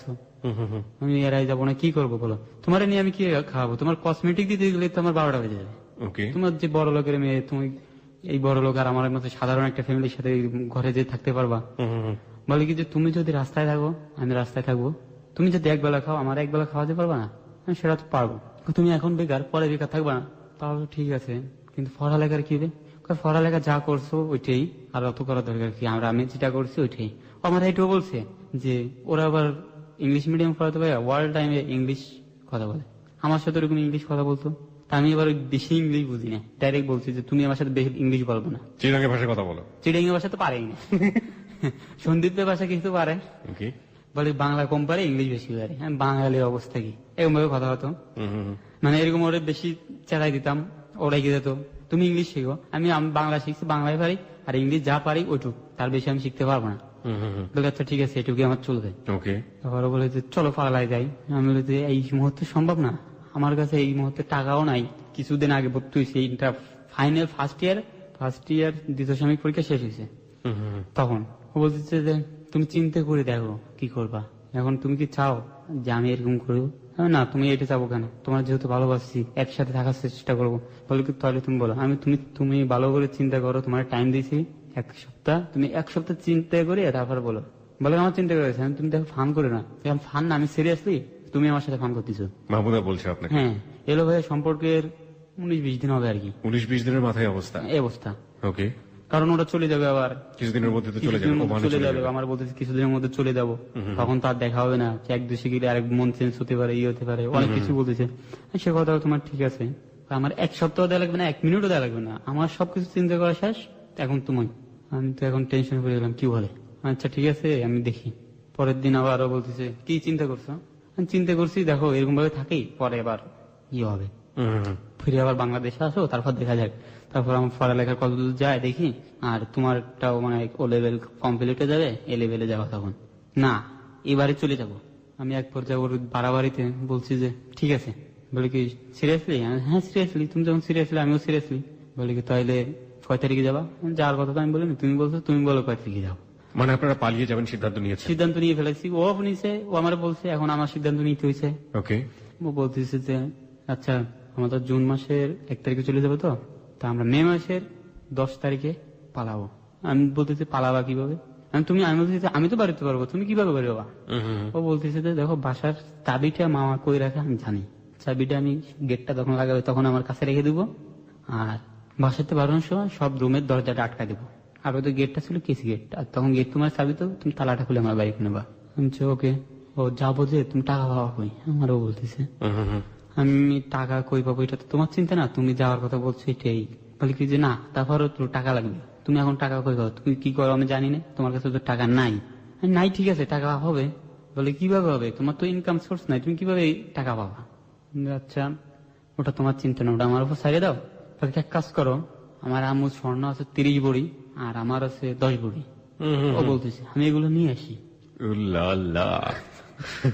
আমি বলতেছি যে মাথা খারাপ, তোমার ওইগুলো নিয়ে যাবো, তখন তোমার বাপ মা বলবে যে আমার মেয়েটারে নিচে সম্পত্তির লোভে, মেয়েটারে নিচ তো নিচে আবার সম্পত্তিও নিয়ে গেছে। That's really amazing thinking. That's really amazing thinking. Okay. তুমি যদি যাও শুধু তুমি বাইর হবা তোমাদের বাসার থেকে, আর কিছু না। আর তোমার ড্রেস গুলো যদি তোমার নিতে মনে করে, তোমার ইচ্ছে, তোমার আমি নিতেও বলবো না রাখতেও বলবো না। আপনি যে কথাটা বললেন এটা শুনে আমাদের অনেক লিসনারের মন খারাপ হয়ে গেছে। কি সমস্যা ছিল ভাই, 40টা ভরি তো। ওকে ঠিক আছে, তারপর? ও বলে কি না দেখো আমাদের লাগবে এগুলো, এগুলো নিলে আমাদের লাইফটা সেটেল হয়ে যাবে, আমাদের কারো থেকে হাত পাততে হবে না। আমি কেন হাত পাততে হবে কেন, তুমি না বলছো আমি রাস্তায় রাখলে রাস্তা থাকবো, Near about 20 lakhs. এর ভিতরে আপনি কি আবার- বলছেন আমার কানে ঢুকছে না, শুধু মনে হচ্ছে 40 ভরিতে প্রায় 20 লাখের কাছাকাছি। তারপরও আবার বলতেছে যে ওদের বিল্ডিং তো 5 তলা, ওকে, ওই বিল্ডিং এর বাইরের সাইড থেকে আর ভিতরে সিঁড়িতে টাইলস দিয়ে। টাইলস দিয়ে, মানে অনেক বড় লোক, বুঝতে পেরেছি। হ্যাঁ ওই টাকাগুলো ব্যাংকের থেকে তুলে আলমারিতে রাখছে ওরা। ওকে, ও বলতেছে ওই টাকাগুলো তাহলে নিয়েছি, স্বর্ণ যখন নেবা না টাকা নিয়েছি। কত টাকা? টাকা কত জানে না, এবার টাকা অনেক, ওইগুলো নিয়ে আসি, সবকিছু নিয়ে আসি। আর কিছু আনা লাগবে না, শুধু তুমি যদি আসতে মনে চায় তুমি আসবা, তুমি বলছো তুমি আসবে, শুধু তুমি আসবে। বলে কি যে তাহলে আমার মোবাইলটা, ওটা তোমার ইচ্ছা, তোমার মোবাইলটা আবার নেট ইউজ করতে তো। ওকে, ও বলে কি দেখো এরকম ভাবে চলবে না, এরকম ভাবে হবে না। ওটাই ও বলছে যে আমাদের যখন একটা বেবি হবে তখন তার তো একটা ভবিষ্যৎ থাকবে, তখন তারা আমরা কি করবো, তখন আস্তে আস্তে সবকিছু হবে। বলে কি আস্তে আস্তে হবে, আমরা ভাগ্যের উপর কেমন ছেড়ে দেবো, আমরা নিজেরা তৈরি করে নিই। না কিছু নেওয়ার দরকার নেই, শুধু তুমি আসবা। ঠিক আছে, অনেক দিন আমার সাথে এরকম করলো। তারপর আমাদের প্ল্যান তো 10 তারিখে, টাকা গোছাইতে একটু মানে আমি তো 10 তারিখে যাব, অত গুরুত্ব দিচ্ছি না যে টাকা আমার লাগবেই। আমার কাছে হলো তখন 3000 টাকার মতো। ও আমার একদিন জিজ্ঞেস করতেছে তোমার কাছে কত টাকা, আমি 3000 তো গাড়ি ভাড়া এখান থেকে সিএনজি দিতে চলে যাবে, তাও যাবে হবে আস্তে আস্তে। বলে কি এক কাজ করো, অত কিছু নেওয়া লাগবে না, গলায় একটা চেন আছে 1 ভরি ওজনের, তুমি চেনটা বিক্রি করে ফেলাও, 40-50 হাজার টাকা হবে, ওইটা নিয়ে আমরা চলে যাই। না যখন নিবো না কিছুই নিবো না। বলে কি এরকম করলে হয়, বালাটা মানে রাতে চুরি ছিল, ও বলছে ওইটাই নাও, তাহলে ওই একটা বিক্রি করে দাও, টাকাগুলো নিয়ে চলে যায়। আমি না কিছু বিক্রি করা লাগবে না, 10 তারিখ আসো, 10 তারিখে যাওয়া যাবে। ওকে, ও বলতেছে যে আমি তো একটাই চিন্তা বুঝতেছি না, তুমি টাকা কোথা থেকে পাবা, কোথা থেকে, আমি বলি, সব হয়ে যাবে। পরে আমি টাকা কি করি, এপ্রিল মাসের 31 তারিখে, ওকে, তখন আমার কাছে টাকা হচ্ছে 4000। তার কিছুদিন আগে একদিন কথা বলতেছি ওর সাথে ফোনে, ওরা আমি বলতেছি যে তোমাকে তো অনেক মিস করতেছি। বিকেলবেলা বলে কি মিস করার দরকার নেই, আমি বেলকুনিতে আছি, তুমি আমাদের বাসার সামনে আসো, নিচে আসো। ও আবার ওই ছোট ভাই আবার ওর সাথে কথা বলতেছে, ওর বোনের সাথে। বিকেলবেলা ওর আব্বু মুখ ঘুম, এটা মনে করছে দরজাটা আটকা দিয়ে, তো ওদের দরজায় এরকম একটা ছিদ্র ছিল। তা ওর আম্মু কি করছে, ওই দরজার সাইডে দাঁড়ায় সব কথা শুনছে। শুনে ফেললে, আমি তো তা জানি না, ও জানে না। ওরা দুই বোন মনের সুখে, আর ওরা যখন কথা বলে রুম কালা খেলায়, একদম একদম হাসতে হাসতে, মানে মাইক লাগে, কথা একটা বললে হাসি দেয়, অলওয়েজ হাসে, অলওয়েজ হাসি খুশি, কারণ ছাড়াও আসে। বুঝতে পেরেছি। ভাবে হাসতেছো দাঁত বাড়ি করে, তখন যখন বলি দাঁত বাড়ি করে আসতেছে তখন আরো হাসি দেয়। বলে কিন্তু আসার সময় কার না দাঁত বের হয়। পরে দেখি যে হঠাৎ লাইনটা হেঁটে গেছে, আমি কিরে, আবার আমার ছোট ভাই আবার ওই মাঠে কথা বলতেছে ওর বোনের সাথে, আমি তো লেনে ঢুকছি, আমি ওর কাছে দেখি তো লাইন কেটে গেছি, বলে খাওয়া। দেখি যে ওর আম্মু বের করে লাইন দুজন একসাথে কেটে গেছে, আমি কি বলছি কাম ধরা খেয়ে গেছে। এখন হাত দেখা হয় না, কল দেয় না, ফোন অফ। 10 তারিখে আপনাদের পালানোর কথা, ধরা খেলেন কবে? 3 দিন আগে। 3 দিন আগে, তার মানে আপনাদের হাতে এখনো সময় আছে। সময় আছে। আমি চিন্তা করতেছি যে কি হলো, রাত্রেও কল দেয় না, রাতের আমি 4টা বাজে ঘুমাইছি। পরে যখন একটা মেসেজ আসতো তখন মনে হতো যে মনে মেসেজ দিচ্ছে, মোবাইলটা কাই উঠতো, যে কেউ কল দিলে মনের ভিতরে একটাই আচমকা সৃষ্টি হতো, এই যে মনে হয় কল দিছে। দেখি যে আরেকজন, তারে দিতাম গায়ে, মেজাজ খারাপ হয়ে যেত। একদিন চলে গেছে, ও বলে কি ধর বড় লোকের মেয়ে, আমার ছোট ভাই বলে ভাই তোমার গেছে বলে আমারও ভুলে গেছে, বড় লোকের মেয়ে আর কয়েকদিন মনে রাখবে। আমি বলি, তোরে ভুলতে পারবে আমারে ভুলতে পারবে না। সেটাই, তুই আমার মতো কি রেলিং বাইছিস বা ও যদি কয়বার উঠছিস? আর ওরা তো বলিনি এসব, ওরা যদি জানে, ও যদি উঠার একটা চান্স নেয় তাহলে তো ধরা খেয়ে যাবে। এক্স্যাক্টলি। ঠিক পরে দেখা গেল যে আপনাদের দুজনের সিরিয়াল লাগতেছে, হ্যাঁ। সকালবেলা উঠবে বিকেল বেলা, নইলে তো সিরিয়াল মেনটেন করতে পারবেন না। ওকে, আর ও বলে কি যে তোমারও বলতে পারবে আমারও বলতে পারবে না। আমি বলি কি বলেন, ভুলে যাবে এত তাড়াতাড়ি, এটা তো কোনোদিনও সম্ভব না। রাইট। আমার ইয়ে ছিল ভুলতে হলে সূর্য পশ্চিম দিক দিয়ে উঠবে, আমার এইটুকুম একটা বিশ্বাস ছিল ওর ভিতর। 3 দিন হয়ে গেছে, 3 দিনের দিনও আমার ফোন দেয় নাই, ফোনও দেয় নাই, মেসেজ দেয় নাই। আমি করে কল দিতে দিতে আমার মোবাইলে চার্জ থাকে না, ঠিক আছে, কিন্তু ওই কল রিসিভ হয় না। কল রিসিভ মানে কল ঢুকে না, সিম অফ। পরে ওই দিনকে রাতে 3:30 বাজে ঘুমাইছি, সকাল 8টা বাজে উঠছি। ওদিন আবার কলেজে যাবো, পরীক্ষা চলতেছে এর ভিতর। ওকে ফার্স্ট ইয়ার ফাইনাল একটা দিছি। ওকে। আমি যেদিন পালাবো তার পরের দিন ফার্স্ট ইয়ার বাংলা হয়েছে ফার্স্ট পেপার, পরের দিন হবে ইংলিশ ফার্স্ট পেপার। তার মানে আপনারা পরীক্ষা টরীক্ষা সবকিছু ফেলে দিয়ে, ক্যারিয়ার সবকিছু নিজের ফেলে। সবকিছু ফেলে দিয়ে পালাচ্ছেন। হ্যাঁ। কি করবেন ভবিষ্যতে কিচ্ছু জানেন না। কিছু জানি না, ওই সব কোনো টেনশনই নেই যে ভবিষ্যতে কি টেনশন। কোথায় যাবেন সেটা ঠিক ছিল। আমি জানি বাসা থেকে বাইরে হলে আমার অনেক বন্ধু আছে, যে কোনো একজনের বাসায় গিয়ে উঠে যে কোনো সময় একজনের কাছে চলে যাবো। আর আবার ও মেনে নিচ্ছিল এগুলা, হ্যাঁ ঠিক আছে যেখানে খুশি নিয়ে যাও। দি পাওয়ার অফ লাভ, এটা গল্পের নাম হতে পারে, the power of love. See I am লাফিং, অনেকেই হয়তো হাসছেন, কিন্তু কথা হচ্ছে যে the emotion that comes in hearts, যেটা হয় যে এই অ্যাডোলেসেন্স পিরিয়ডে, বয়সন্ধিকালে যে একজনের প্রতি ভালোবাসা, এটা যে কত পাওয়ারফুল লাভ, এটা যে কত তীব্র থাকে এই ফিলিংসটা, এটার বেস্ট এক্সাম্পল হচ্ছে আজকের স্টোরি। এবং আমি মনে করি প্রত্যেকটা ছেলে মেয়ের জীবনেই এই জিনিসটা একটা সময় এসছে যখন কোনো ইকুয়েশন কাজ করে না, কোনো লজিক কাজ করে না, ইট জাস্ট হ্যাপেন। হ্যাঁ, তারপর বলেন। কন্টাক্ট হইতেছে না। ওই 31 তারিখের সকাল 7:30টার দিকে একটা SMS আসছে, এই শোনো আজ আমরা পালা যাব রাতে, তুমি আমাদের বাসার সামনে চেঞ্জ নিয়ে আসবা, কি তুমি পারবা তো?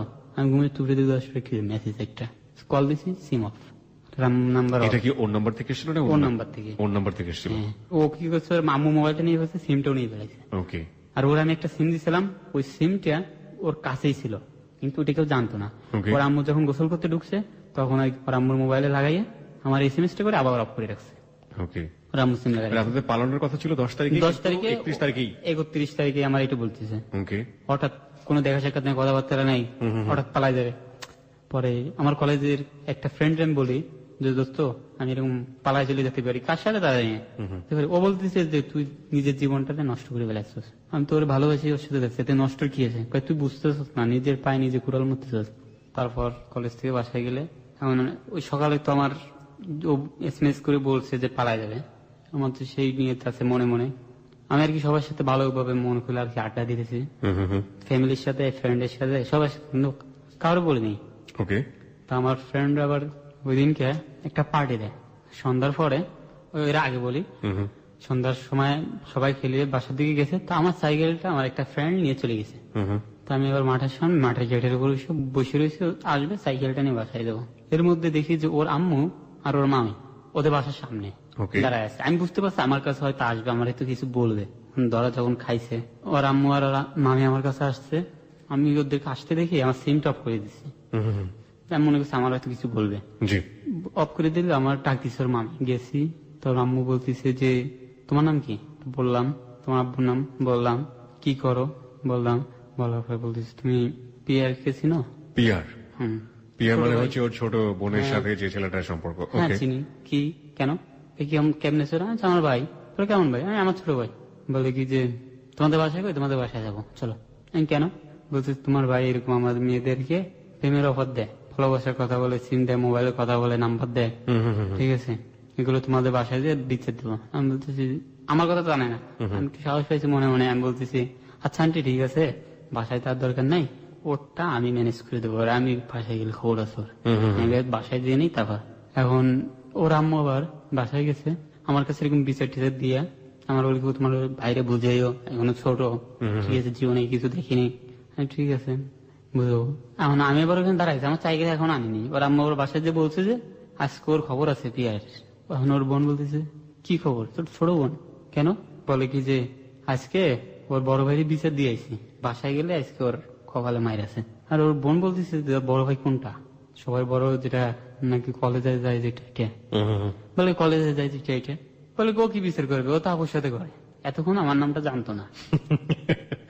আবার আমার মাহমুদও বলছিল কি যে ওরে যে তুই পিয়ারের নাম বলছিস বল, তোরটা তুই বলছিস বল, সমস্যা নাই। ওর আম্মুর ওই বলছে ওর বোন, কিন্তু তুই ওর নামটা বলিস না। মানে আপনার নামটা না হ্যাঁ, আমার নামটা না বলতে করছে, কিন্তু আমি একজনের সাথে করি এটাও বলে দিচ্ছে আর কি। ওর বোন যে একজনের সাথে করে, বড়জন আমার সাথে করে এটা বলে দিচ্ছে, কিন্তু আমার নামটা বলিনি। কিন্তু একজনের সাথে করে ওর আম্মু জানে, কার সাথে এটা জানে না, ওটা একটু খুঁজতেছে। পরে যখন বাসায় শুনছে যে ও কি বিচার করবে, ওই তো বড় আপুর সাথে করে, ওর মার মাথা খারাপ হয়েছে। কি রে, আমি এতক্ষণ কারে বুঝে আসলাম, আবার আসছে, আমি তো বুঝি নাই। আমি মনে করছি হয়তো ওর কথায় আবার কিছু বলবে আমার একটা, এই জন্য আমি বসে আছি, মাঠের উপরে বসে আছি।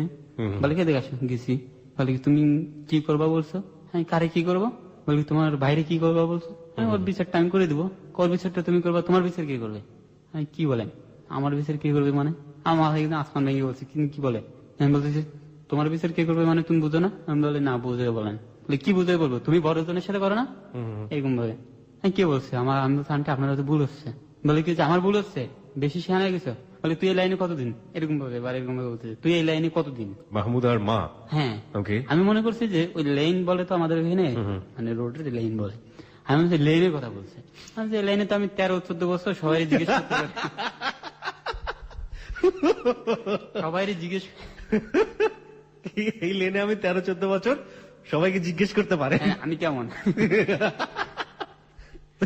Really funny man. আমার মনে হয় শ্রোতারা বুঝতে পেরেছে কিনা জানি না, ওকে একটু বলি। আসলে ওর যার সাথে প্রেম করে তার মা ওকে জিজ্ঞেস করেছে তুই তুকারি করে তুই এই লাইনে কতদিন, এই লাইনে মানে হচ্ছে আলটিমেটলি এইরকম অ্যাটিটিউড কতদিন যাবত করতেছিস। তো ও মনে করেছে যে লেনেও থাকে সেই লেনের কথাও জিজ্ঞেস করেছে। আপনি কি বলেছেন? আমি এই লাইনে 13-14 বছর, আপনি সবাই জিজ্ঞেস করতে পারেন আমি কেমন। Okay fine. আমার বলে কি যে বেটা তোরে আমি কি এই লাইনে কথা বলছি, তোরে বলছি যে তুই প্রেমের লাইনে কথা নেই। ওকে। আমি বলি কি বলেন প্রেমের লাইনে কথা, কার সাথে প্রেম কি বলেন, একেবারে কিছু জানাস না, আসমান দিকে করছিস। আপনার হয়তো বলেছে যে ভাদর হয়ে আসমানের দিকে হাত দিস না, ঠিক আছে, বলছে আগুনে পুড়ে মরবি। বুঝতে হইতেছে এবার আবার তুমি কাছে আছে, এরকম করিও না, আমি এটা সমস্যা হবে, ঠিক আছে, লেখাপড়া করতেছো লেখাপড়া করো। আমি কিছু বলি না, উনি আমার অনেক কিছু ভালো করে যা দেওয়া দিয়ে গেল কচু, আমি চুপ করে শুনলাম। আমি ওনার কিছুই বলি নাই, ওনারে বলি নাই এই কারণে দোস্ত আমার একান না, ঠিক আছে। আমি যদি বলতাম আপনার মেয়েরে সামলাইতে পারেন না, কিন্তু আমি এটা বলি নাই যে আমি চলে যাবো, আজ হোক কাল হোক আমার শাশুড়ি হবে। এই জন্য আর কি আমি কোনো কথা বলি নাই, ওনার চুপ করে উনি যা বলছে সবকিছু শুনে গেছি। পরে উনি চলে গেছে বাসায়, যে ও তো জানছে যে আমার এরকম কিছু হয়েছে, কিন্তু ওর তো প্ল্যান আছে আজকে চলে যাবো, ও সবকিছু রেডি কর। আমি সবার সাথে ভালো করে আড্ডা টাড্ডা দিচ্ছে, এখন আমার বন্ধুরা এরকম পার্টি দিচ্ছে, তা আমি ওদের পার্টির সাথে গেছি, কিন্তু ওরা খাইছে আমি খাইনি, ওরা খাইয়ে ফিলিংস করছে আর আমি না খেয়ে ফিলিংস নিছি। মানে ওরা খেয়েই ঝামেলা ঝামেলা, আর না খেয়ে আপনি মোটামুটি তার চেয়ে বেশি। হ্যাঁ, ওকে। মানে আমি তো চলে যাবো, আর কবে দেখা হয় না না হয়, আমার কাছে তো সেই একটাই রয়েছে। আমার ওই দিনের ভিতর মানে 12,000 টাকা চাইছি একদিনে, আমি রেডি। আমি তো আমার ফ্রেন্ডের বাসায় থাকি, আমার বাসা দিতে জানে তো আমার ফ্রেন্ডের বাসায় আছি, জি, মানে বাসা থেকে বলছি ফ্রেন্ডের বাসায় থাকবো, আর ফ্রেন্ডের বাসায় বলছি যে আমি আমাদের বাসায় থাকবো। আমি একটু জানতে চাই যে আলটিমেটলি মাহমুদের সাথে তো আপনার আর ওর কোনো কথা হয়নি মাঝখানে, না, ওই আপনি 3 দিন প্রিপারেশন পরে- নিয়ে ফেলছেন যে আপনি ও যেভাবে টেক্সট পাঠিয়েছে আপনাকে সেই টেক্সটের উপর বেসিস করে আপনি প্রিপারেশন নিয়ে ফেলছেন যে 31 তারিখে আমি ওই সময় গিয়ে সিএনজি নিয়ে ওখানে থাকবো। ওকে। পরে ব্যাগটাকে আমি রেডি করে রাখছি, ব্যাগ রেডি করে এখন সিএনজি আমি দিনের বেলা 4টে সিএনজি ঠিক করে রাখছি, সব আমাদের মানে খালি শহরের বাইরে। ওকে। আগে সিএনজি জিজ্ঞেস করছি ভাই কোথায় সিএনজি, বলছে যে দূরের, তখন ওনাদের নাম্বার রেখে দিছি 4টে, একটারে ফোন দিছি রাতের 1টা বাজে, বলছি 3টে বাজে আসবেন, এখানে ভাড়া নিয়ে সমস্যা নেই, স্টেশন যাবো রাত 3টার সময়। হ্যাঁ রাতে 3টে, আমার 3:30 না 4টে একটা ট্রেন আছে, ঢাকা চলে যাবো, আমার নিয়ে তো সেইটা। ওকে। সিএনজি একটারে ফোন দিচ্ছে 1টার দিকে, ভাই আপনি কই, বলে কি যে ভাই আমি তো আনোয়ার এদিকে চলে এসেছি, এখন আসতে সকাল হয়ে যাবে। আমার মাথায় খারাপ, মেয়ে রাখেন, আরো 2টি আছে, আমার তো সেরকম ইয়ে আছে। আরেকটারে ফোন দিছি, ভাই আমি এই মুহূর্তে গাড়ি বন্ধ করে দিছি, গাড়ি বন্ধ করে দিছি, বন্ধ করে দিছি, আইডি বাজি গেছে। হায় হায়। আর আরেকজন আছে বাকি, ওনারে কল দিয়ে রিসিভ করে না, অনেকক্ষণ পরে কল দিয়েছে, রিসিভ করছে, প্রিয় শ্রোতা, বলে কি ভাই আমি তো সীতাকুণ্ডের দিকে একটা ভাড়া নিয়ে এসেছি, আমি আসতে পারবো না, সরি। আর ওর তো ফোন আপ, আমি ওদের বাসার সামনে গেছি, এখন দেখতেছি বেলকুনিতে একজন দাঁড়ানো, আমি তখন বয় টয় ফেলে ওদের বাসায় উঠে যাই আগের মতন, বাইরে থেকে উঠে বেলকুনিতে যে দেখি যে না ঠিক আছে, ও আমার বলছে তুমি এতক্ষণ পরে আসছো, আমি সে 12টার থেকে তোমার জন্য অপেক্ষা করতেছি। আহা, তো আমি তো শিওর বলে গাড়ি আনছো? আমি না গাড়ি আনি নেই, গাড়ি আনতেছি, তুমি আমি মোবাইল থেকে ইশারা দিলে তুমি নেমে যাবে? নেমে আসবো। বলে কি ঠিক আছে। আমি সিএনজি একটা দেখি আমাদের ওদিক থেকে আরেকটা লাইন থেকে বাড়িছে, কারণ ওনারা ঠিক করছে স্টেশন। আমার ব্যাগটা নিয়ে এসে উঠছি, শুনেছি একটা শপিং এই ব্যাগে আর জামা কাপড় নিয়েছি শপিং ব্যাগে, মাথায় কোনো কাজ করে নেই, মানে যা যেরকম যেরকম পাইছেন পাইছি সেরকম এনে গেছি। বাড়ির কাউকে কিছু জানেন না, না, কেউ ইভেন কিছু মাকেও জানেন না। না? আবার আমার একটা ফ্রেন্ডের গার্লফ্রেন্ড, ওর থেকে একটা বড় কাহিনী রাখছিলাম, যে ওরা বলছিল বোরকা পরে যাবে, বোরকাটা কি করছে আমাদের বাসা খাটের তলে ফেলাই গেছে। 3টার সময় আপনারা এভাবে পালাচ্ছেন? এখন সিএনজেলার পুরো কাহিনীটা খুলে বলছি যে এরকম ভাই আমার একটু হেল্প করেন, সিএনজেলাটা অনেক ভালো, রাজি হয়ে যায়। সিএনজি হলে তো আপনাকে বিপদও ফেলে দিতে পারে। এখন আমার তো যা হোক একটা করতে হবে, কিছু করার তো নেই, করার নেই। খড়কুটো জাপান তাই হ্যাঁ। জড়িয়ে ধরতে হবে। আর আমার না গেলে আবার ও আমার খারাপ মনে করবে যে Okay. আমার কথা দিয়ে কথা রাখেনি। আমি এখানে একটা ছোট্ট গল্প বলতে চাই। ও যেটা বললো যে আমি যদি না যাই ও মাইন্ড করবে, এই না যাওয়া নিয়ে আমি একটা গল্প শুনেছিলাম আমার এক বন্ধুর কাছ থেকে। সেটা হচ্ছে তখনকার যুগে মোবাইল ফোন ছিল না, চিঠির মধ্যে আদান প্রদান হতো। মেয়ে বাসা থেকে বের হয়ে গেছে, ছেলেও বাসা থেকে বের হয়ে গেছে। কথা ছিল সকালবেলা 10টার ট্রেনটা তারা ধরবে দুজনে মিলে। ছেলের আসতে 10 মিনিট দেরি হয়েছে। ছেলে স্টেশনে গিয়েছে, গিয়ে দেখে একটা লাশ ওখানে পড়ে আছে এবং সেই লাশটা হচ্ছে মেয়েটার লাশ। আচ্ছা, যে ট্রেনটা এসেছিল সেই ট্রেনটাই চলে গিয়েছে এবং মেয়েটা ভেবেছে যখন ও আসলো না তার মানে ও চিট করেছে, ও আর কখনোই আসবে না। তার পরবর্তীতে ওই মেয়েটা ওই ট্রেনে কাটা পড়ে, মানে আত্মহত্যা করে। এটা আসলে খুবই সেন্সিটিভ একটা টাইম। ওর জায়গা থেকেই অনুভব করতে পারে যে ওর যে মানুষটাকে ভালোবাসে সে মানুষটা কতটা উদ্গ্রীব হয়ে ওর জন্য অপেক্ষা করছে। আমাদের জায়গা থেকে আসলে ইভালুয়েট করলে হবে না।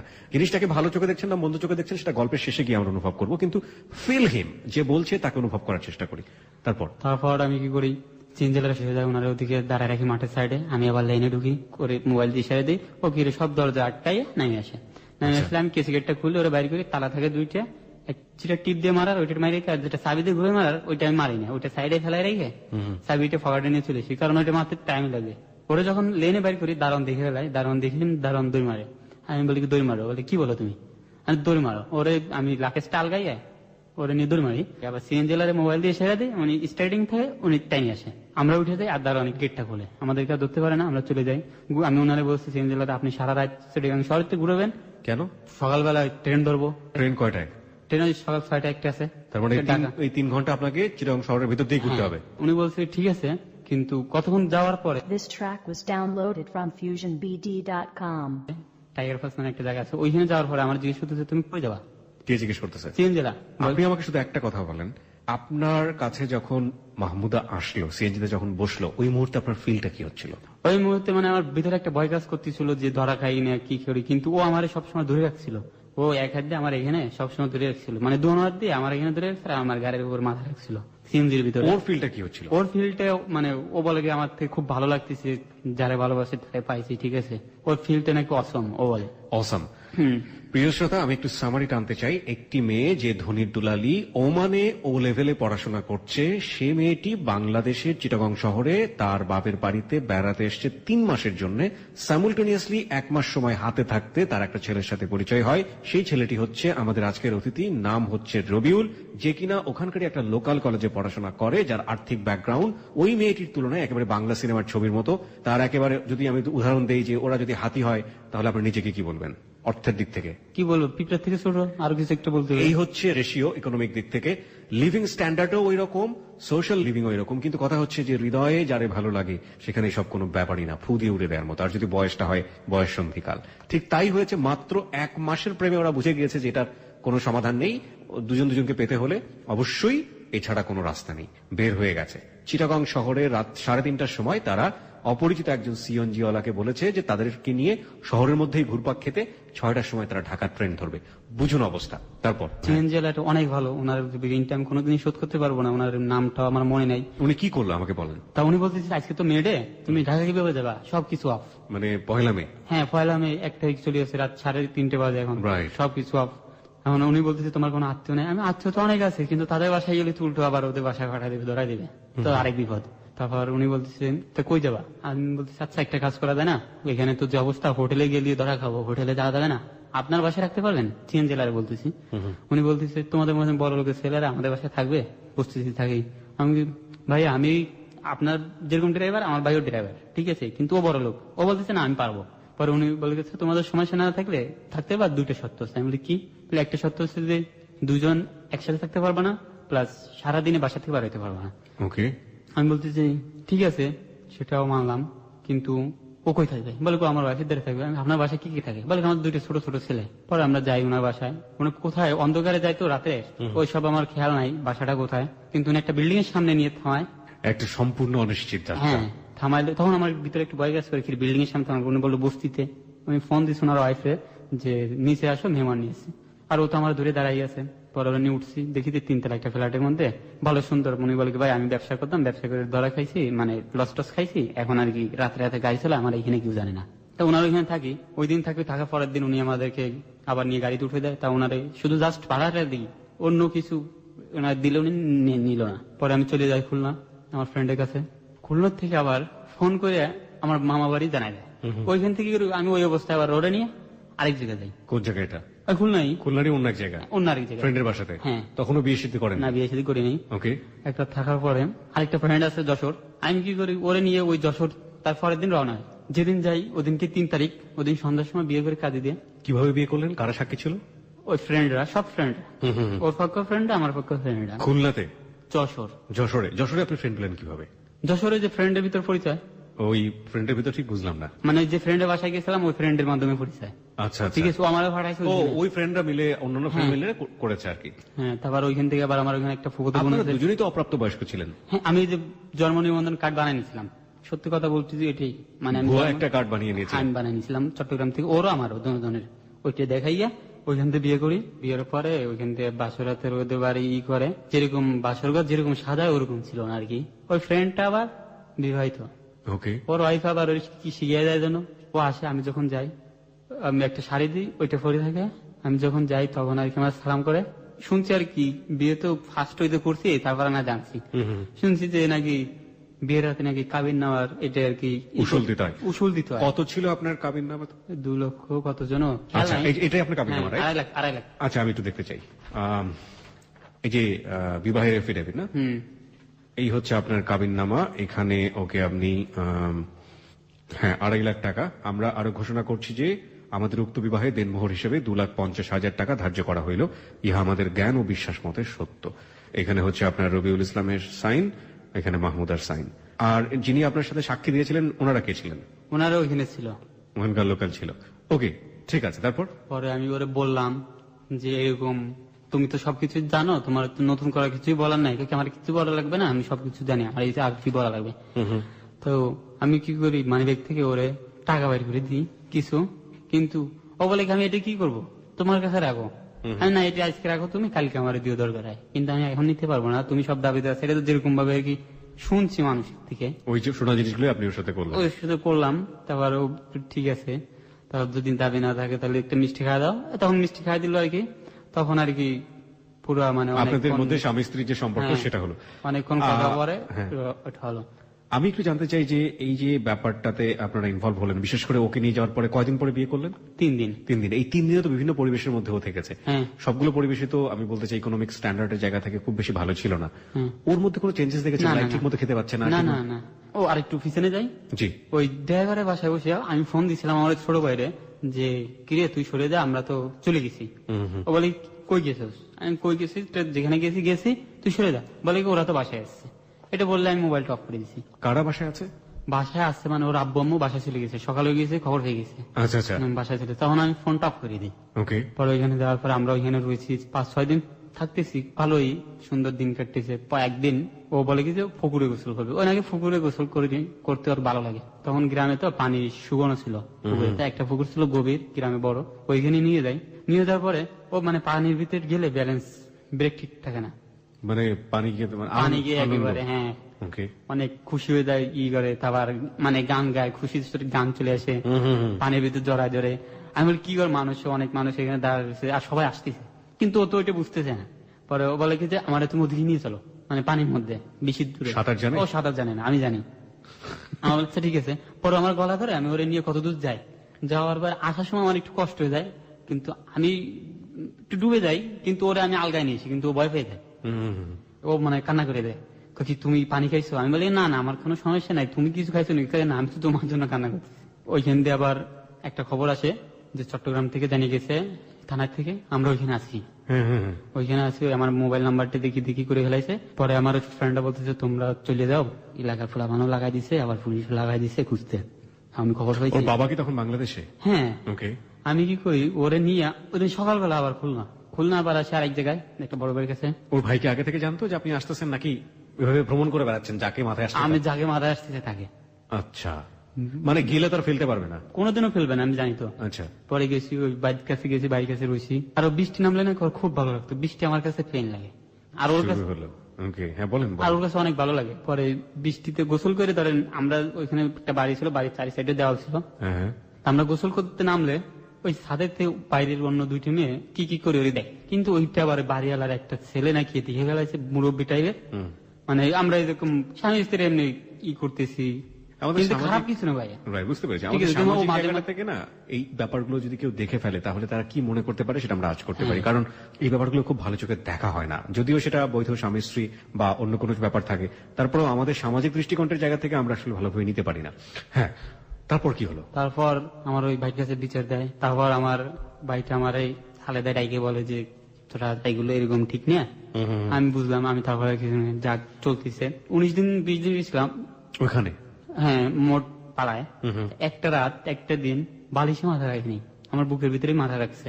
ও হ্যাঁ, ওকে। আর ওরা আমি জিজ্ঞেস করতাম তোমার কষ্ট হচ্ছে, বলে কি না তুমি পাশে থাকলে সারা জীবন আমার কষ্ট হবে না। একদিন মানে একটু টাকার একটু সমস্যা, টাকা আসতে একটু দেরি হয়েছিল, ওর গলায় ঠাস ছিল, ওইটা বিক্রি করার কথা বলছিল ও মারে। আমি বলছি না বিক্রি করবো না, তোমার এত কিছু যখন আনিনি, তোমার একটা সেন আমি কি জন্য বিক্রি করবো, টাকা চলে আসবে, একটু দেরি হইতে চলে আসবে।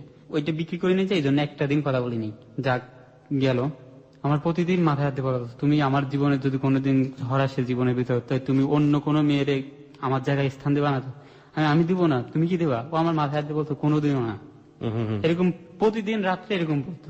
মানে এক ধরনের ভয় থেকে আপনারা হ্যাঁ, এই ধরনের ভয় কথা থাকতো। বলতেন? জি। ভয় থাকতো, কিন্তু ভাত খাওয়ার সময় ও খাওয়াই দিত আমারে। ওর একদিন আমি রান্না করে খাওয়াই, ও রান্না করতে পারে না, আমার বলে কি না রান্না ঠিক আছে, আমি রান্না করতে পারি, ঠিক আছে। তারপর ওই ভাই একটা চাকরি ঠিক করলো, পর আমার একটা বাসা নিই, এখানে থাকতেছি, ভালো করে এই দিন চলতেছে। ঠিক ওই মহাসেন ঝড় আসার কথা, ওই দিনকে আমি আমার ফ্যামিলির সাথে সবার সাথে কথা বলছি যে কে কোথায় আছে, কেমন আছে। মহাসেন? মহাসেন একটা ঝড় ওই যে আসার কথা। মাঝখানে, হ্যাঁ, হ্যাঁ। চিটাগাং একটা মহাসেন ওই আসে। দিন রাত্রে ওকে। আমি ফোন করে কে কোথায় আছে, সবাই নিরাপদ আশ্রয় স্থলে গেছে কিনা হ্যাঁ, এটা জিজ্ঞেস করতেছি। তা আমি চিন্তা করতেছি, আমি আমার ফ্যামিলির সাথে, মা বাবার সাথে, সবার সাথে কথা বলতেছি, মার সাথে কথা বলতেছি, কিন্তু ওরও তো ফ্যামিলি আছে, ওরও তো মা আছে, বাবা আছে, একটু বলা উচিত কেমন, এটা চিন্তা করে আমার মাথায় এটা কাজ করছে। আমি কিছু ওরে কথা বলে দিচ্ছি, ও কথা বলতেছি তোমার আম্মুর সাথে তুমি কথা বলো, বলে আমি বলবো না। হ্যাঁ না বলো, একটা বিপদের দিন বলো, কি হয় না কি হয় বলা তো যায় না, বলে কি যে না বলবো না। তারপর জোর করে, এইটাই আমার জীবনের সব থেকে বড় ভুল, কথা বলাই দেওয়ার পরে ওর আম্মু বলে ওর আম্মু নাকি প্রেগনেন্ট, 3টে বোন, ভাই নাই, এই জন্য একটা বেবি নিছে, ওরে পটায় ফেলায়, ও তো খুশি হয়ে যায় যে ভাই হবে। তারপর বলে কি যে চলো আমার আম্মু সবকিছু মানিয়ে নিচ্ছে। ওর আম্মু কি বলছে যা করছস ভুল তো মানুষই করে, চলে আয়। আমারে বলে যে তোমার আমরা বিদেশে নিয়ে যাবো, চলে আসো। আমি না বিদেশে আমি যাবো না, আমার বাপ মা আমার পড়ালেখা শিখেছে কি বিদেশে যাওয়ার জন্য নাকি? আমার পড়ালেখা এখনো শেষ হয়নি, আমার মা আছে ভাই আছে, আমি এগুলো ফেলে কই যাবো? তোমার যা ইচ্ছা তুমি গেলে যাবা, না গেলে না যাবা, তুমি চলে আসো। না আমি যাবো না। আমি ওনারা ডাইরেক্টলি বলি নাই, আমার শাশুড়ি বলি নাই, ওরে বলছে আমি যাবো না। ও তো আমার রিকোয়েস্ট করতে পড়ে ফেলাইছে, চলো কোনো সমস্যা না, আমি আছি না, তুমি থাকো, কিন্তু আমি যাবো না, তুমি আমি দিয়ে চলে আসি। বলে কি না আইসে একসাথে যাবো, একসাথে মরলে একসাথে মরবো, বাঁচলে একসাথে বাঁচবো। চিরদিন তুমি যে আমার একটা ছবি আছে ভারতে বাংলা, ঠিক আমার যেরকম কাহিনী এরকম মানে করবে। আমি ওই ছবিটাও আইনি ওরে দেখাইছি, দেখো কিরকম ভাবে পাম্পটি নিয়ে কি করছে দেখো। চিরদিন তুমি যা আমার। হ্যাঁ, ওকে। আমি ওইটা মোবাইলে নিয়ে ওরে দেখাইছি, দেখো কি যে ওই মেয়ে নায়িকের বাবা ছিল ভিলেন, কিন্তু আমার বাবা তো ভিলেন না। আমার এই উদাহরণটা দিল। ওকে। এটা ঠিক আছে, তোমার বাবা ভিলেন না, ভিলেন হইতে বেশি টাইমও লাগে না। বলে কি যে না তুমি আমার বিশ্বাস করো না, আমি বিশ্বাস করি ঠিক আছে, কিন্তু আমি যাবো না। পরে ওকে আসা না গেলে তা একটু মন কালা 2-3 দিন গেল এরকম ভাবে। তা আমি চিন্তা যে মন কালা আগের মতন হাসি খুশি নাই। আমি বলছি এরকম ঠিক না, চলো তুমি আগের মতন নাই। বলে কি যে তোমার আমি বলছি তো চলো, কোনো সমস্যা না, আমরা যদি ঠিক থাকি পৃথিবীতে আল্লাহ ছাড়া আমাদেরকে আলাদা করতে পারবে না। তা ঠিক আছে। আর বাবা মা প্রেগনেন্ট যে ছিল, পেটের ভিতরে যে ছিল, ওর কসমও খাইছে যে কোনো সমস্যা নাই, ওর বিশ্বাস করে ফেলছে সেই গান দেয়া। ও আমি কি করি, আমার ফ্যামিলির তারপর ফ্রেন্ড সার্কেল কাউরে না জানায় চলে আসি, ওদের বাসায় উঠি ডাইরেক্ট। আমার তখন গাড়িতে, তখন আমার ফোন দেয় যে ফ্যামিলিতে কই, আমি বলছি যে আমি বাসায় শুয়ে আছি। ঠিক আছে। আপনার ফ্যামিলিকে জিজ্ঞেস করেননি যে এই যে আমি ওকে নিয়ে পালিয়ে আসছি, তোমাদের সাথে কোনো অত্যাচার করেছি কিনা বা কোনো ধরনের কোনো কিছু করেছি কিনা? মাহমুদের ফ্যামিলি? ও হ্যাঁ, সরি ভুলে গেছি। না, ভুলে যাবে সমস্যা নেই, আপনি সংক্ষেপে আমার বলেন। চলে যাই তখন আমার মারে থানায় নিয়ে যায়। আমার মাকে আর ছোট ভাইরে। আমার মারে থানায় আগে এক রাত, তখন আর কি আমার কাছে খুব খারাপ লাগে যে আজ আমার জন্য আমার মা থানায় গেল। আবার আমার ছোট ভাইরে থানায় প্রতিদিন যাইতে হয়। আর আমার যে বেস্ট ফ্রেন্ড, ওদের বাসায় পুলিশ যাই করে, ওরও পুলিশে মানে খুঁজে। পরে আমি চলে আসি যখন, আমি ফ্রেন্ডও বলি না, আমার ফ্যামিলিও বলিনি জানা আছি। আমি ডাইরেক্ট ওদের বাসায় উঠে গেছি। ও যেরকম বলছে যে বাঁচলে একসাথে মরলে একসাথে, আমি রুমভাবে উঠে গেছি। উঠে যাওয়ার পরে আমাদেরকে বুঝতে দিই নাই, আমি সালাম করছি শ্বশুর শাশুড়ি, যা করছে করছে, ভালো করে মানে বললে করলে ভালো হতো, বলতো মানুষই করে, এটা কোনো ব্যাপার না। মনটা কি করছে, ও যখন গোসল করতে গেছে তো এর মধ্যে আমার ভাত দিছে, ভাত খাওয়ার জন্য। আমি বললাম, আমি খেয়ে আসছি, আমি খাবো না। পরে সবাই আমার কি অনুরোধ করতেছে, আমি শুনতেছি, আমি খেয়ে আসছি। আপনার শাশুড়ি বাসাতে? হ্যাঁ, শাশুড়ি বাসায়। ওকে। ও গোসল করে এসে তখন আমার ধারে দাঁড়াইছে। আমার বলি কি, আমি তো ভাত দিচ্ছে ভাত খাওয়ার জন্য। বলি তো তুমি খাও। না আমি খাই, তুমি জানো না খেয়েছি। বলি খাও। আম্মু আবার আমার সাথে কথা বলতেছে, ডাক দিয়ে করে নিয়ে গেছে আরেকজনে। ওরা আসতে দিনি। পরে ওর আব্বু আসছে আমার কাছে, বলতেছে তোমার সমস্যা কি, তুমি এমন বান করতেছো যেমন কোনোদিন আর খাওয়া না। আমি আসলে কথা ঠিক, যখন শ্বশুর বাড়ি হয়েছে খাওয়া তো লাগবে, আজকে লাগুক আর কাল লাগুক, ওনার সম্মান রাখার জন্য খাইতে বসছি। অল্প কিছু খাইয়ে উঠছি, এরকম ধরেন চেয়ার থেকে উঠে, টেবিল থেকে উঠে সবাই বসবো, এরকম বসিনি। এর মধ্যে দরজার নক করছে। বলে কি, বলে আমি কিন্তু দরজা খুলেন। খুলছে দুইজন সিভিল পোশাকে আর একজন পোশাকে। আমি তখন সিভিল পোশাক দিকে টের পাইনি, দেখি যে একজন পোশাকে একজন অস্ট্রেলিয়ান। বলে কি বলে হ্যাঁ, এটা বললেই আমার পুলিশে মাইক শুরু করছে, আর কোনো কথা না। আমি কি রে, কি করলাম, আমার ভিতরে এখনো কাজ করতেছে না কি, এখন ও আবার পুলিশ আপনাকে বাসার ভিতরেই মারছে? মারতেছে। ও আবার টের পাইছে যে আমার মারতেছে কেউ, ও কান্না করতেছে, ওইখানে শব্দ পাইতেছে। আমি আমার মারতেছে, আমি মোবাইলটা খুলে মেমোরিটা আমার চেপা পকেটে ঢুকে ফেলাই, কিন্তু মেমোরিটা পুলিশে বাইক করে পরে নিয়ে ফেলে আর কি। মেমোরিটা কেন ঢোকান? মেমোরি তো ওর সাথে আমি এ টু জেড যত কথা বলছি, ওর আম্মু কি বলছে, ওর আব্বু কি বলছে, সবকিছু রেকর্ডিং। ওকে। সবাই বলে, পুলিশে বলে কি দেখি ওরা আনেন তো, আনছে। আমার দিকে আসতে যায়, ওর আম্মু ওরে টাইনে নিয়ে চলে যায়। ও কান্না করতেছে, কিন্তু আমার যে মারতেছে আমার কোনো ফিলিংস নাই, কারণ আমার যার জন্য মারতেছে সে তো কান্না করতেছে। আমি ব্যথা পাইলেও ব্যথা পাইতেছি না। তখন ওর আম্মু ওদিকে গেছে, পুলিশ আমার বলতেছে তো আসলি কেন, এইটা বলে আবার মারে। গেছিলি, ভালো করছিলি, চাইছিস কেন, আমাদের আইনি কাজ আমাদের করতে হবে, মামলা দিচ্ছে আমাদের করতে হবে, দৌড়তে হবে, স্বাভাবিক, তুই আসলি কেন, এটা বলে আমার মা আবার মারলো। থানায় নিয়ে গেছে, থানায় নিয়ে যাবে, সিএনজিতে উঠেছে, সিএনজিতে ছোট জায়গা ভিতরে, ওরা আমার একসাথে উঠেছে, আমার হাতে হ্যান্ডকাপ লাগাই দিছে। ওরও উঠেছে? হ্যাঁ, ও আবার আমার ওই গাড়ির মধ্যে জড়াই তুলছে। ছাড়তে বলে ছাড়ে না, টাইনে ছাড়াইতে পারে না, না ছাড়াইতে পারলে এখন পুলিশও বলতেছে তুই ছাড়বি না, ওরা গুলি করে দেবো, ওরা বলতেছে। তখন ও কান্না করে ছাড়িয়ে দেয়। যখন থানার ভিতরে নেয়, থানার ভিতরে নিলে আমার এই হ্যান্ডকাপ ফিসে দিয়ে লাগায়, একটা বেতের লাঠি দিয়ে হাতের ভিতর দিয়ে বলে দেয়। উনি চুলটা ধরে টেবিলের সাথে ধরে পিছন থেকে আমার বাড়ি মারে, অনেকক্ষণ মারে। ও তখন দাঁড়ানো, ও কান্না করে যে আমার কাছে ভাই কোন রকম লাগতেছে না তখন, যে আমি যার জন্য কষ্ট করছি সে তো চোখের পানি পড়তেছে, আমার কাছে আমার চোখে একটা ফোঁট পানি পড়তেছে না, যে আমার মারতেছে, আমি ব্যথা পাইতেছি, আমার ওইরকম কোনো ফিলিংসই নাই। এখানে আমার কিছু বলার আছে। একটা হচ্ছে যে আইনি সংস্থা যারা আছেন তারা নিশ্চয়ই শুনছেন। প্রথম কথা হচ্ছে যে ল কি এটা সাপোর্ট করে যে কোনো আসামিকে ধরে নিয়ে গিয়ে, প্রথমত আসামিকে আপনি যে স্পটে ধরছেন তার গায়ে হাত তোলা, এক।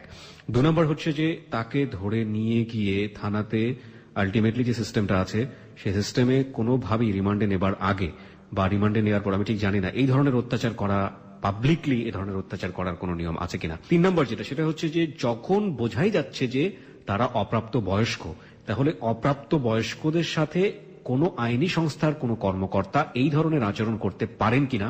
একই সাথে আমরা এটাও জানার দাবি রাখি যে এই যে আচরণগুলো হচ্ছে সেটা একজন প্রাপ্তবয়স্ক মানুষ হয়ে একজন অপ্রাপ্ত বয়স্ক মানুষের সাথে ধরনের আচরণ করা যায় কিনা। একটা হচ্ছে একজন পুলিশ কর্মকর্তা কিন্তু একজন প্রাপ্তবয়স্ক মানুষ, এক। 2 নম্বর হচ্ছে হলো সে আইনের দ্বারাই সেটা পারে কিনা, এবং 3 নম্বর হচ্ছে যে তারা বয়সন্ধি কালের সময়ের ছেলে পেলে, সুতরাং তারা যদি কোনো ভুল করে থাকে তাদেরকে সিস্টেমেটিক্যালি এটাকে সংশোধনে নিয়ে আসতে হবে। সেখানে এই ধরনের অন্যায় আচরণ করার কোনো সুযোগ আছে কিনা। আমার মনে হয় আমাদের দেশে অনেক হিউম্যান রাইটস আছে, অনেক মানবাধিকার সংগঠনগুলো আছেন যারা বিভিন্নভাবে মানবাধিকার, নারীর অধিকার নিয়ে কাজ করেন, অন্যান্য অধিকারগুলো নিয়ে কাজ করেন, চাইল্ড অ্যাবিউজ নিয়ে কাজ করেন, বিভিন্নভাবে কাজ করেন। কিন্তু এই যে পুলিশ কাস্টাডিতে যে মানুষের কতটুকু মানবাধিকার সংরক্ষিত থাকছে বা কতটুকু পরিমাণ তাদের উপরে অন্যায় অত্যাচার করা হচ্ছে যেটা নিয়ম সিদ্ধ কিনা বা বিধিসম্মত কিনা, এগুলো নিয়ে কিন্তু আমাদের তেমন কোনো ধরনের কোনো রিপোর্ট বা কোনো ধরনের অ্যাক্টিভিটিস হয়তোবা আমাদের চোখে তেমন একটা পড়ে না। Now we have to raise all those issues to prevent that kind of violence. It's one kind of violence, I must say. Okay, তারপর অনেকক্ষণ মারার পরে নিয়ে যায়, লগাবে নেওয়ার পরে, নেওয়ার আগে আমার কাছে মোবাইল টোবাইল টাকা তা থাকে, মেমোরিটা খুঁজে পেয়ে যায়, নিয়ে ফেলে।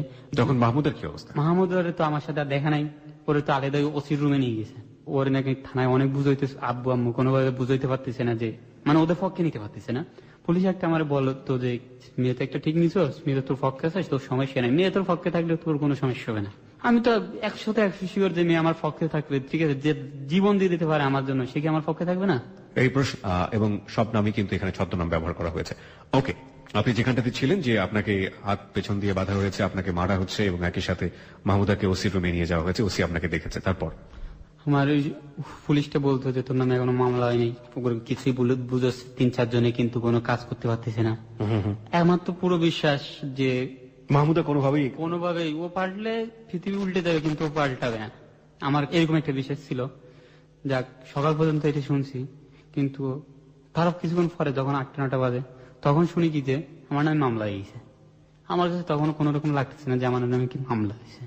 তখন পুলিশ বলে, কিরে কি জন্য করছে জানি না, ওসি রুমে তো আমরা যাইতে পারি না, তা ওরে মনে হয় কিছু বুঝেছে, এখনো কোনো কথা বলতেছে না, তোর নামে মামলা হয়ে গেছে। আমি কি বলে মামলা হয়ে গেছে, আমার তারপরও কোন রকম একটা ফিলিংস কাজ করতে। এর মাঝখানে কি আপনি বাসাতে যোগাযোগ করেছেন? হ্যাঁ, বাসাতে যোগাযোগ করছি, বাসাতে আইছিল থানায়, পরে আমার নিয়ে গেল ছবি তুলতে, মামলা দিচ্ছে নারী ও শিশু অপহরণ, আমি নাকি অপহরণ করছি, ওর বাসার সামনে দিয়ে তুলে নিয়েছি মাইক্রো থেকে, ওদের বন্ধুদের সাথে এটা মামলা করছে। ছবি দিল আমার এখানে, মানে বুকের এখানে একটা কাগজ লাগাই দিল, কাগজ লেখা অপহরণ, অপহরণ লেখা, অপহরণকারী লেখা ছিল। আমি বললাম কি যে এটা কি, বলে কি এটা তোর ডিগ্রি।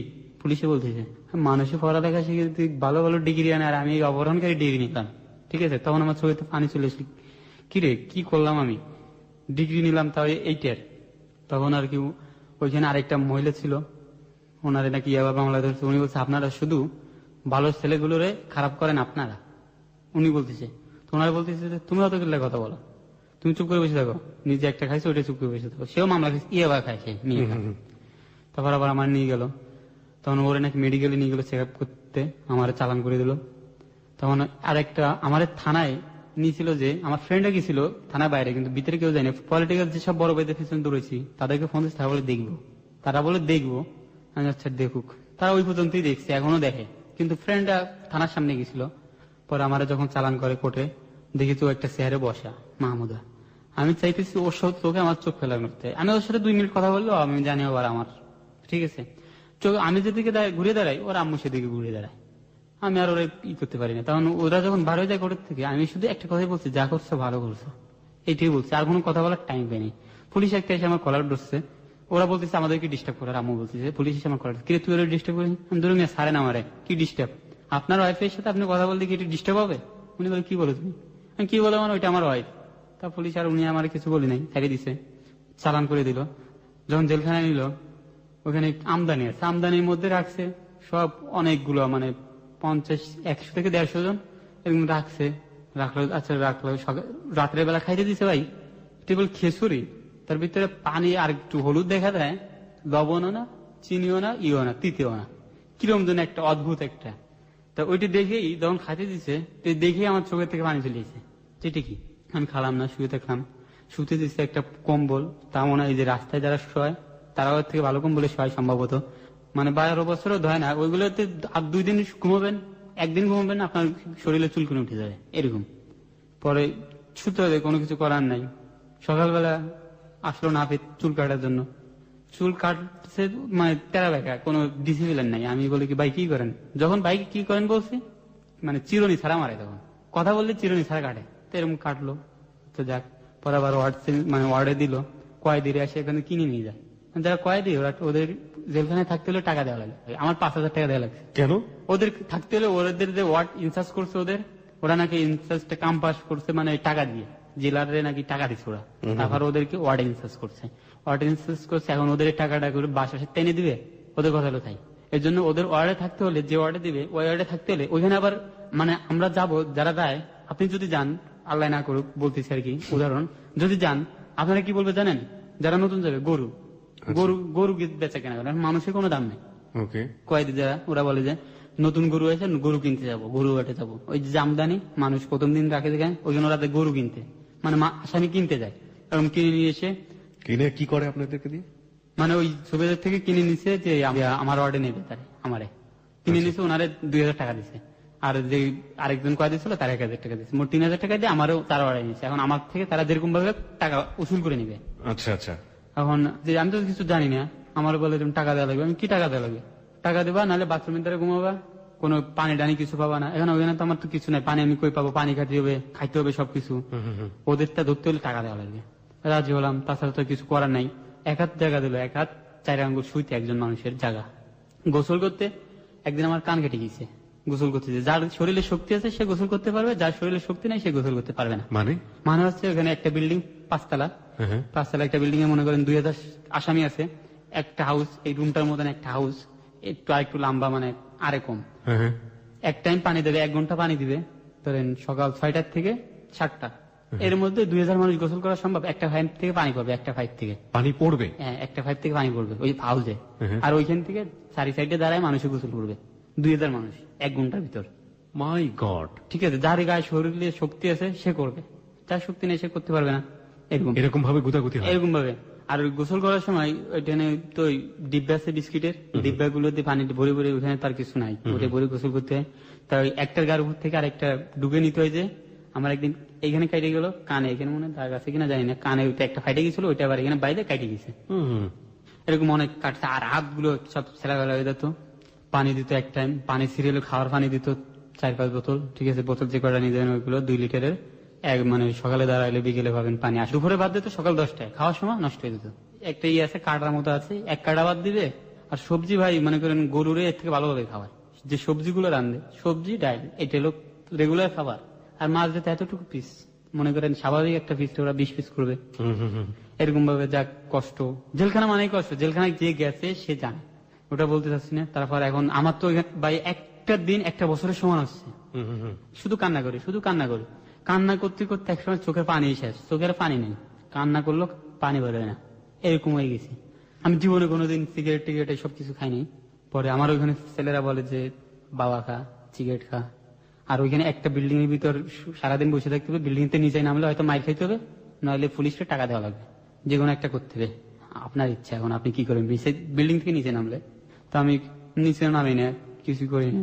তো আমার বলে গায়ে বাবা খাবি, গাঁজা খাবি, সিগারেট খাবি, অনেকে সাদে। না ভাই আমি এইসবের ভিতরে। এগুলো পায় কিভাবে জেলের ভিতরে? এরা এগুলো টাকা দিলে ভাই সবকিছু পায় জেলখানায়, শুধু অস্ত্র বাদে আর বাদে বউ ছাড়া আর অস্ত্র ছাড়া সবকিছু নাকি পাওয়া যায় টাকা দিলে।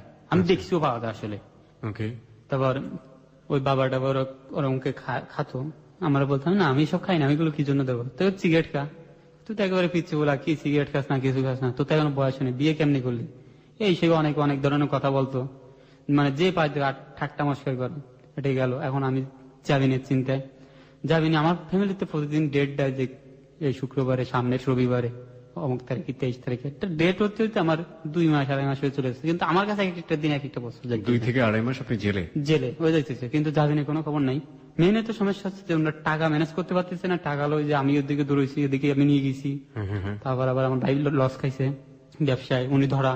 এখন লাস্ট পর্যন্ত কি করবে, আমার মা বাড়ি চলে গেছে, বাড়ি যাইয়া আমার মা কি হচ্ছে ওনার ভাই, মানে আমার মামাদের বাড়ির যত সম্পত্তি যতটুকু পাইতো ওইগুলো বিক্রি করে দিয়ে টাকা নিয়েছে 50,000 টাকা, ওনার ভাইদের কাছে বিক্রি করে দিচ্ছে। ওনার ভাইদের থেকে টাকা চাইছে, মামারা বলতেছে যে ও যদি ভালো কাজ করতো টাকা দিতাম, ও তো খারাপ কাজ করছে, ওর টাকা দিব না।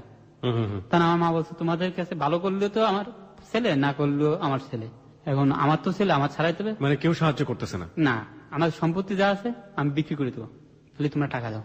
পরে আমার মা থেকে ওনার যতগুলো ভাই সই রেখে টাকা দিচ্ছে, 50,000 মতন টাকা দিচ্ছে। পরে মা ওইটা নিয়ে আসছে, নিয়ে এসে এখন আবার উকিল গুলো হইতেছে ওইটা, মোট কথা এরকম ভাবে ঘুরতে ঘুরতে ঈদের দিন ভাইয়া।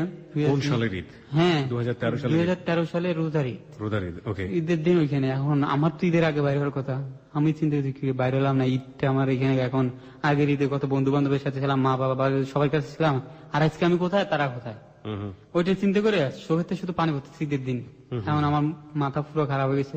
ওইখানে আবার আমাদের সালিশরের বন্ধু ছিল 3টে, ওরা এরকম বিনা দোষের মামলা আইছে, মানে শুধু শুধু মামলা খাইছে, এরকম মামলা আইছে। আসলে ওরা কি করছে আমার কাছে আসছে, চল আমার সাথে যান। আবার আমার ঈদের মার্কেট নিয়ে গেছে আমার জন্য বাসায় দিয়ে, আমি কিছু নি নেই, কি ঈদ, জেলখানে আবার কিসের ঈদ, ঈদ যদি করতাম থেকে এখানে থাকতাম নাকি। পরে ওরা জোর করে নামাজ পড়তে নিয়ে গেল। ওই দিনকে ফার্স্ট আমি 1 প্যাকেট সিগারেট খেয়ে ফেলি। তারপর নামাজ পড়তে যাই, নামাজ পড়ে আসে ওইগুলো খাই, সিগারেটটা খাইয়ে শুয়ে রয়েছে, আমার শুধু কান্না আসছে। এর মধ্যে আমার মা গেছে, আমার মা তো একদিন পর, মানে প্রতিদিন আমার মা যায় জেলখানার কাছে বসে থাকতো, কান্না করতো, ঠিক আছে। আমার মার মানে মা তো কি সবাই জানে, তারা মা, শুনছে যে এই হচ্ছে মা। ঠিক আছে। আমার বড় ভাই আমার বাবা মারা গেলেও কান্না করিনি, কিন্তু আমি দেখছি যে কান্না করিনি, কিন্তু যখন আমি জেলখানায় ছিলাম তখন আমার বড় ভাইও কান্না করে দিচ্ছে জেলখানায় যেয়ে। পরে আমার মা কি করে, প্রতিদিন এরকম কান্না করে ওখানে যে আমারও কাছে খারাপ লাগে। আমার তো ওনাদের সামনে আমি আর কি করে রাখি, নিজের যতটুকু কন্ট্রোল রাখার দরকার রাখি, কিন্তু পারি না। জেলখানা কি কষ্ট সেটা তো আমি বুঝতেছি, কিন্তু ওইখানে তো টাকা ম্যানেজ করতে পারতেছি না। এসব যা হোক অনেক কষ্ট করে টাকা ম্যানেজ করলো। আমার জামিন দেয় 25/9/2013, এটা হাইকোর্টে যায়, তারা 10 কোটি টাকা হাইকোর্টে দেয়। তা আমি জামিন হলো 14 দিন পরে বের হই।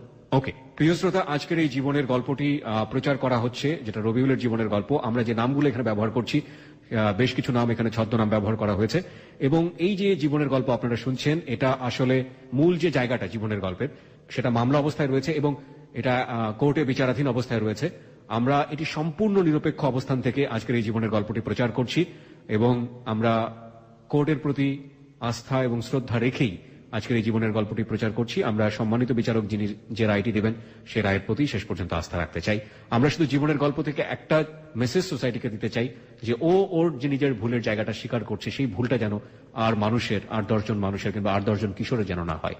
আমরা কোনোভাবেই কোনো ধরনের পক্ষপাত দুষ্ট আচরণ করছি না। আমরা সম্পূর্ণ নিরপেক্ষ জায়গা থেকে আজকের এই জীবনের গল্পটি এখানে প্রচার করছি। ওকে, বের হওয়ার পরে আপনি কি করেন? এরকম ভাবে চলছে? বের হওয়ার পরে আমি আবার কলেজে যাই।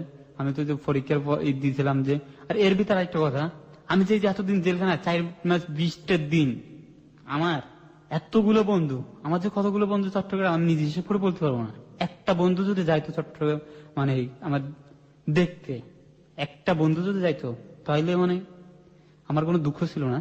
যে ভুল তো মানুষই করে নাকি, ওদেরকে একটাই কথা, ওরা আমারে বলে দেয়নি, ও আমারে বলে দেয়নি। আমার বন্ধু আলিশরে যেগুলো আছে, ঠিক আছে, নাম বলতেছি। It's not important. The important thing is that 4 মাস 20 দিন একজন মানুষ জেলে আছে, এবং তার যে বন্ধু করার বয়সটা, সেই সময় তার অসংখ্য বন্ধু, একজন বন্ধুও তাকে জেলে দেখতে যায়নি। যারা বয়সন্ধিকালে আছো এবং যারা শুনছো আজকে, ওকে, তুমি করেই বলছি, ফিল করো, স্টোরিটাকে ফিল করো। আমার মনে হয় অনেক কাজে লাগবে। একটা কথা আছে না যে, সুসময়ে বন্ধু বটে অনেকই হয়, অসময়ে হায় হায় কেউ কারো নয়। এতগুলো বন্ধু 4 মাস 20 দিন একজনও দেখতে গেল না। একজনের ভিতরে এই ফিলটা আসলো না যে ওই লোকটা তো বলে যায়নি, না বলে যাওয়ার পেছনে তো অনেক কারণ থাকতে পারে, কিন্তু ও এখন বিপদে আছে, কিছুই হয়তো করতে পারতো না, গিয়ে তো কিছুক্ষণের জন্য সান্ত্বনা দিতে পারতো। ফাইন, তারপর তবে তো যাওয়ার ভিতরে যায় আমার কলেজের ক্লাসমেট 2টা বন্ধু ছিল, ওরা হচ্ছে মেয়ে, একটা নাম হচ্ছে দিলরুবা আর একটা নাম হচ্ছে মিশা আর সুইটি, মানে আমার ক্লাসমেট। ওরা আর কি যায়, ওরা আমাদের কলেজের বন্ধু কতগুলো নিয়ে যায়। আমার একটা চাচা আছে, আমার আপন চাচা, ও যাওয়া চায় না, কিন্তু ওরা জোর করে নিয়ে গেছে একদিন। নাম সোহেল। আর নিজেদের ভিতরে যাওয়ার ভিতরে আরেকদিন গেছিল আমার একটা ফুফাতো ভাই নেয়ামত। আমি ওদেরকে একটা কথা বলি যে, আমি ওদের জন্য কি না করছি, মানে যখন যে সময় ডাক দিছে, মারামারি, জীবনে কোনো কিছু দেখে নেই যে মায়ের তো আমিও খাতে পারি, জি, কোনো কিছু পরোয়া করে নেই। যখন যে সময় ডাক দিচ্ছে তখন সে সময় গেছে, আমি ডাক দিলে আসছে, কিন্তু সেই সব বন্ধু একটাবার দেখা করতে যায়নি। যাক, ওরা আমার উপর রাখছিল, যায়নি, ওটা। এখন কলেজে ভর্তি হলাম, আবার কলেজে যাই বড় ভাইদেরকে ধরে আবার ভর্তি হলাম। বড় ভাইরা বলে তোমার জন্য অনেক কিছু করছি, কিন্তু আমার দেখতে যায়নি। অনেক কিছু করছে, আমি জেলখানায় রয়েছি, আমার জন্য অনেক কিছু করছে, এরকম বল। আমি একটু জানতে চাই, আমার মনে হয় আমার শ্রোতারাও জানতে চাচ্ছেন যে কিউরিয়াসিটি ইজ, মাহমুদ আর কি হলো? আমি ঢুকছি হচ্ছে ওই যে 20 তারিখে, ওরা 1 তারিখে ওর আব্বু নাকি ওরা নিয়ে চলে গেছে। যাওয়ার সময় পাশের বাসায় যারা ছিল, ওর একটা নাক ফুল দিছিলাম, ওই নাক ফুলটা নাকি নাকে দেখছে।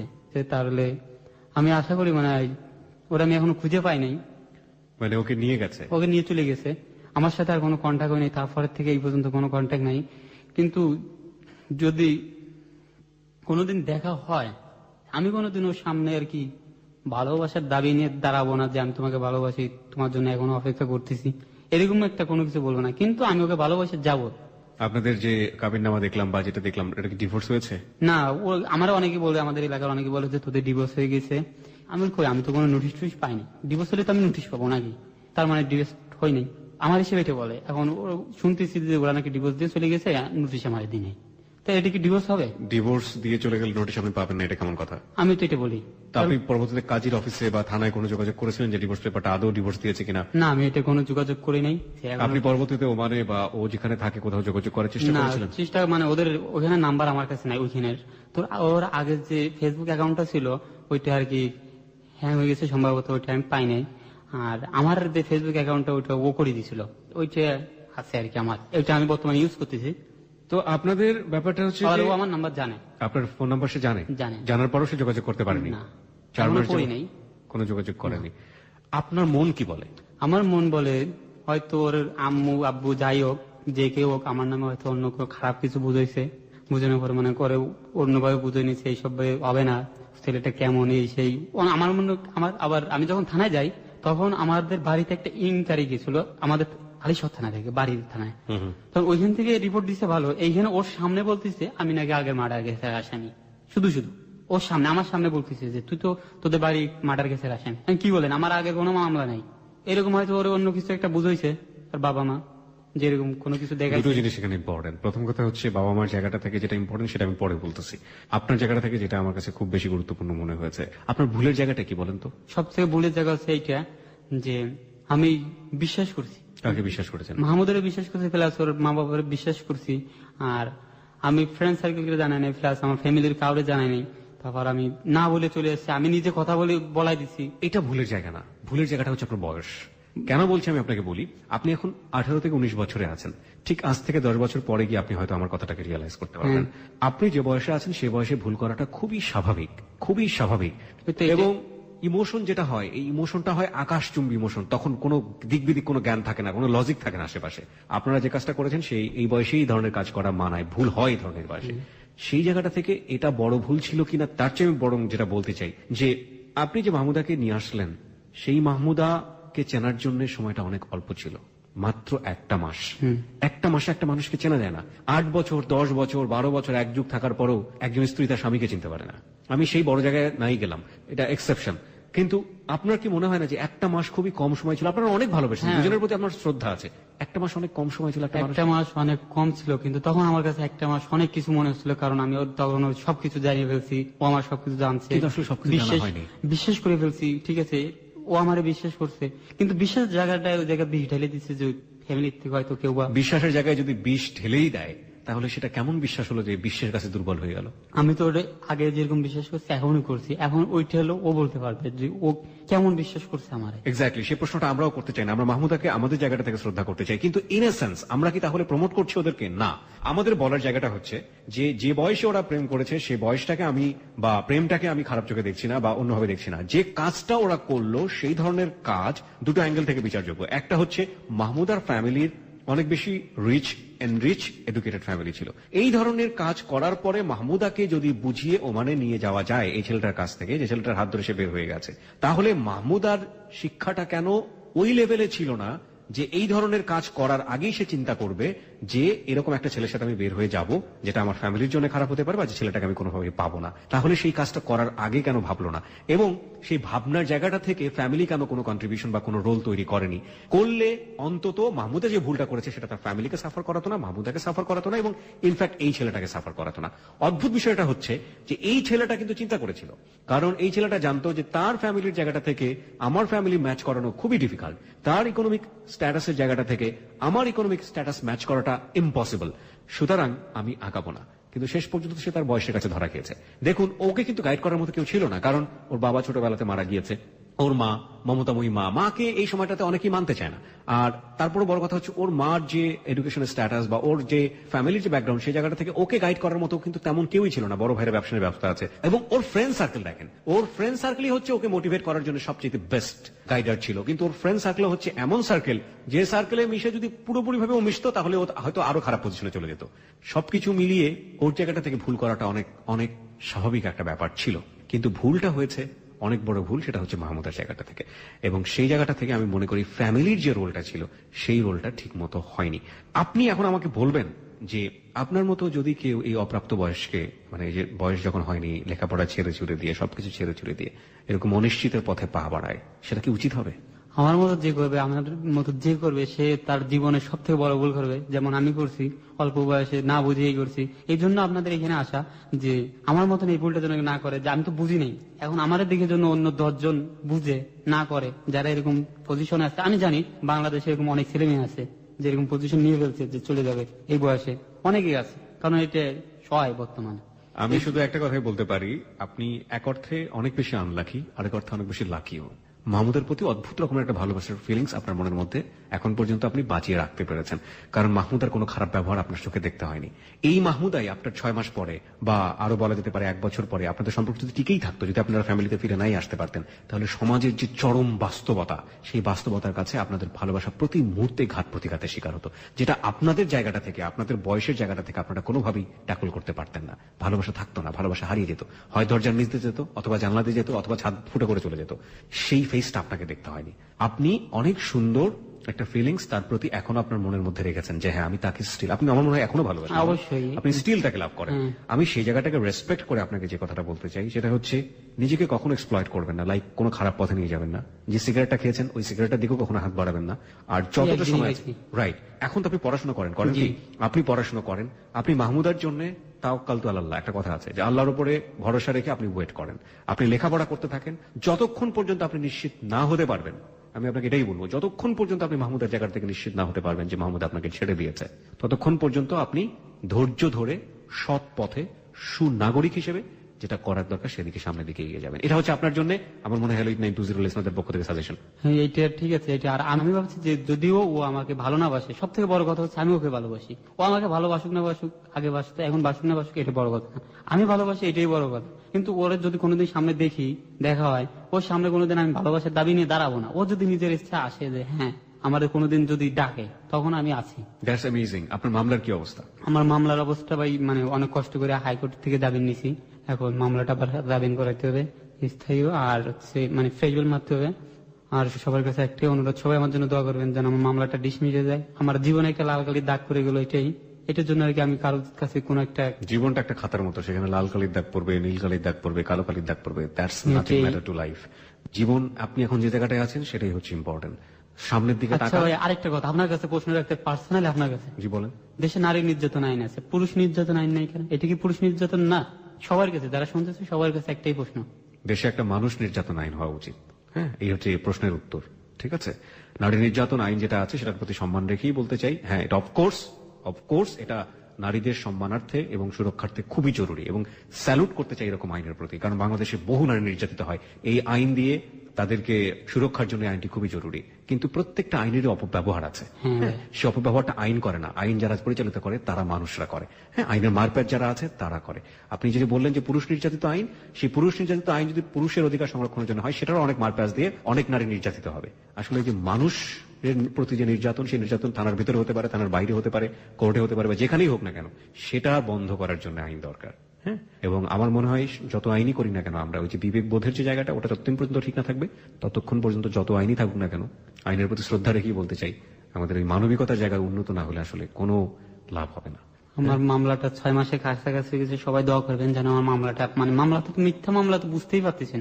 মামলা লেগেছে, আমি ওর অপহরণ করে নিয়ে গেছি, কিন্তু ও নিজের ইচ্ছে চলে এসেছে।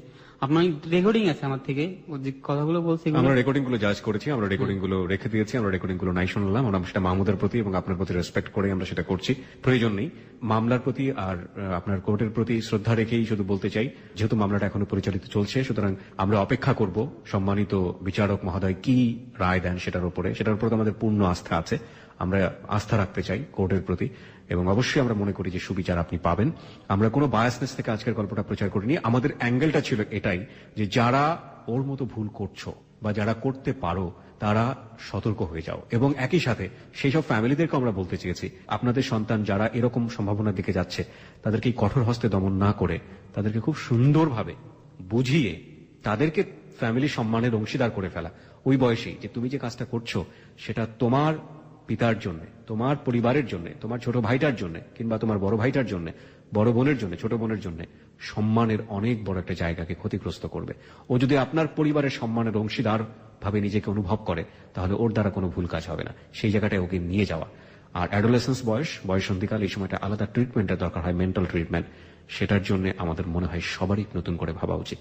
আমি স্পেশালি আপনাকে ধন্যবাদ জানাতে চাই, চিটাগাং থেকে আপনি একদিন এসেছিলেন শুধু আমার সাথে কথা বলার জন্য। আমি সেদিন আপনাকে সময় দিতে পারিনি, আর আজকে আপনি আপনার জীবনের গল্প এখানে বসে বললেন। I really salute you brother, আপনি আপনার ভুলটা বুঝতে পেরেছেন। এবিসি পুরো টিমকে, হাইলাইট 920 সবাই ধন্যবাদ আমার এই সুযোগ দেওয়ার জন্য।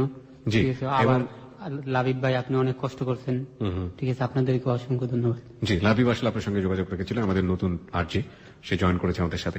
আপনাকে অনেক ধন্যবাদ আমাদেরকে সময় দেওয়ার জন্য, এবং একই সাথে আপনার পরিবারের প্রতি শুভকামনা থাকবে। আপনি আইনের প্রতি আস্থা রাখুন, অপেক্ষা করুন, আর উপরওয়ালা তো আপনার সঙ্গে আছে। আর লিসেনারদের আমার একটাই কথা বলার, আমার মতন বয়স আছেন যারা, তাদের কাছে একটাই রিকোয়েস্ট আমার, যে ভালোবাসার মতো যদি কাউরে ভালোবাসতে পারেন তাহলে ভালোবাসবেন, মেয়ে ছেলে দুজন। আর যদি ভালোবাসার মতন বাঁচতে না পারেন তাহলে ভালোবাসার দিকে না যাই ভালো। শুধু শুধু একটা ছেলে কিংবা একটা মেয়ের জীবনটা নষ্ট করার তো কোনো অধিকার আপনার নাই। এর যেরকম আমার জীবনটা নষ্ট হয়ে গেছে, এরকম আমি চাই যে এরকম অন্য কারো জীবনটা যেন নষ্ট না হোক। আপনার জীবন এখনো নষ্ট হয়নি। আপনার জীবনটাকে আমি নষ্ট করে চিন্তা না করে আপনি সামনের দিকে যতটুকু সময় পান ভালোভাবে ব্যবহার করার, ভালো কাজ করে নিজের জীবনটাকে সমৃদ্ধ করার চেষ্টা করুন। আর সবাই আমার মামলার জন্য দোয়া করবেন, আমার মামলাটা যেন খারিজ হয়ে যায়।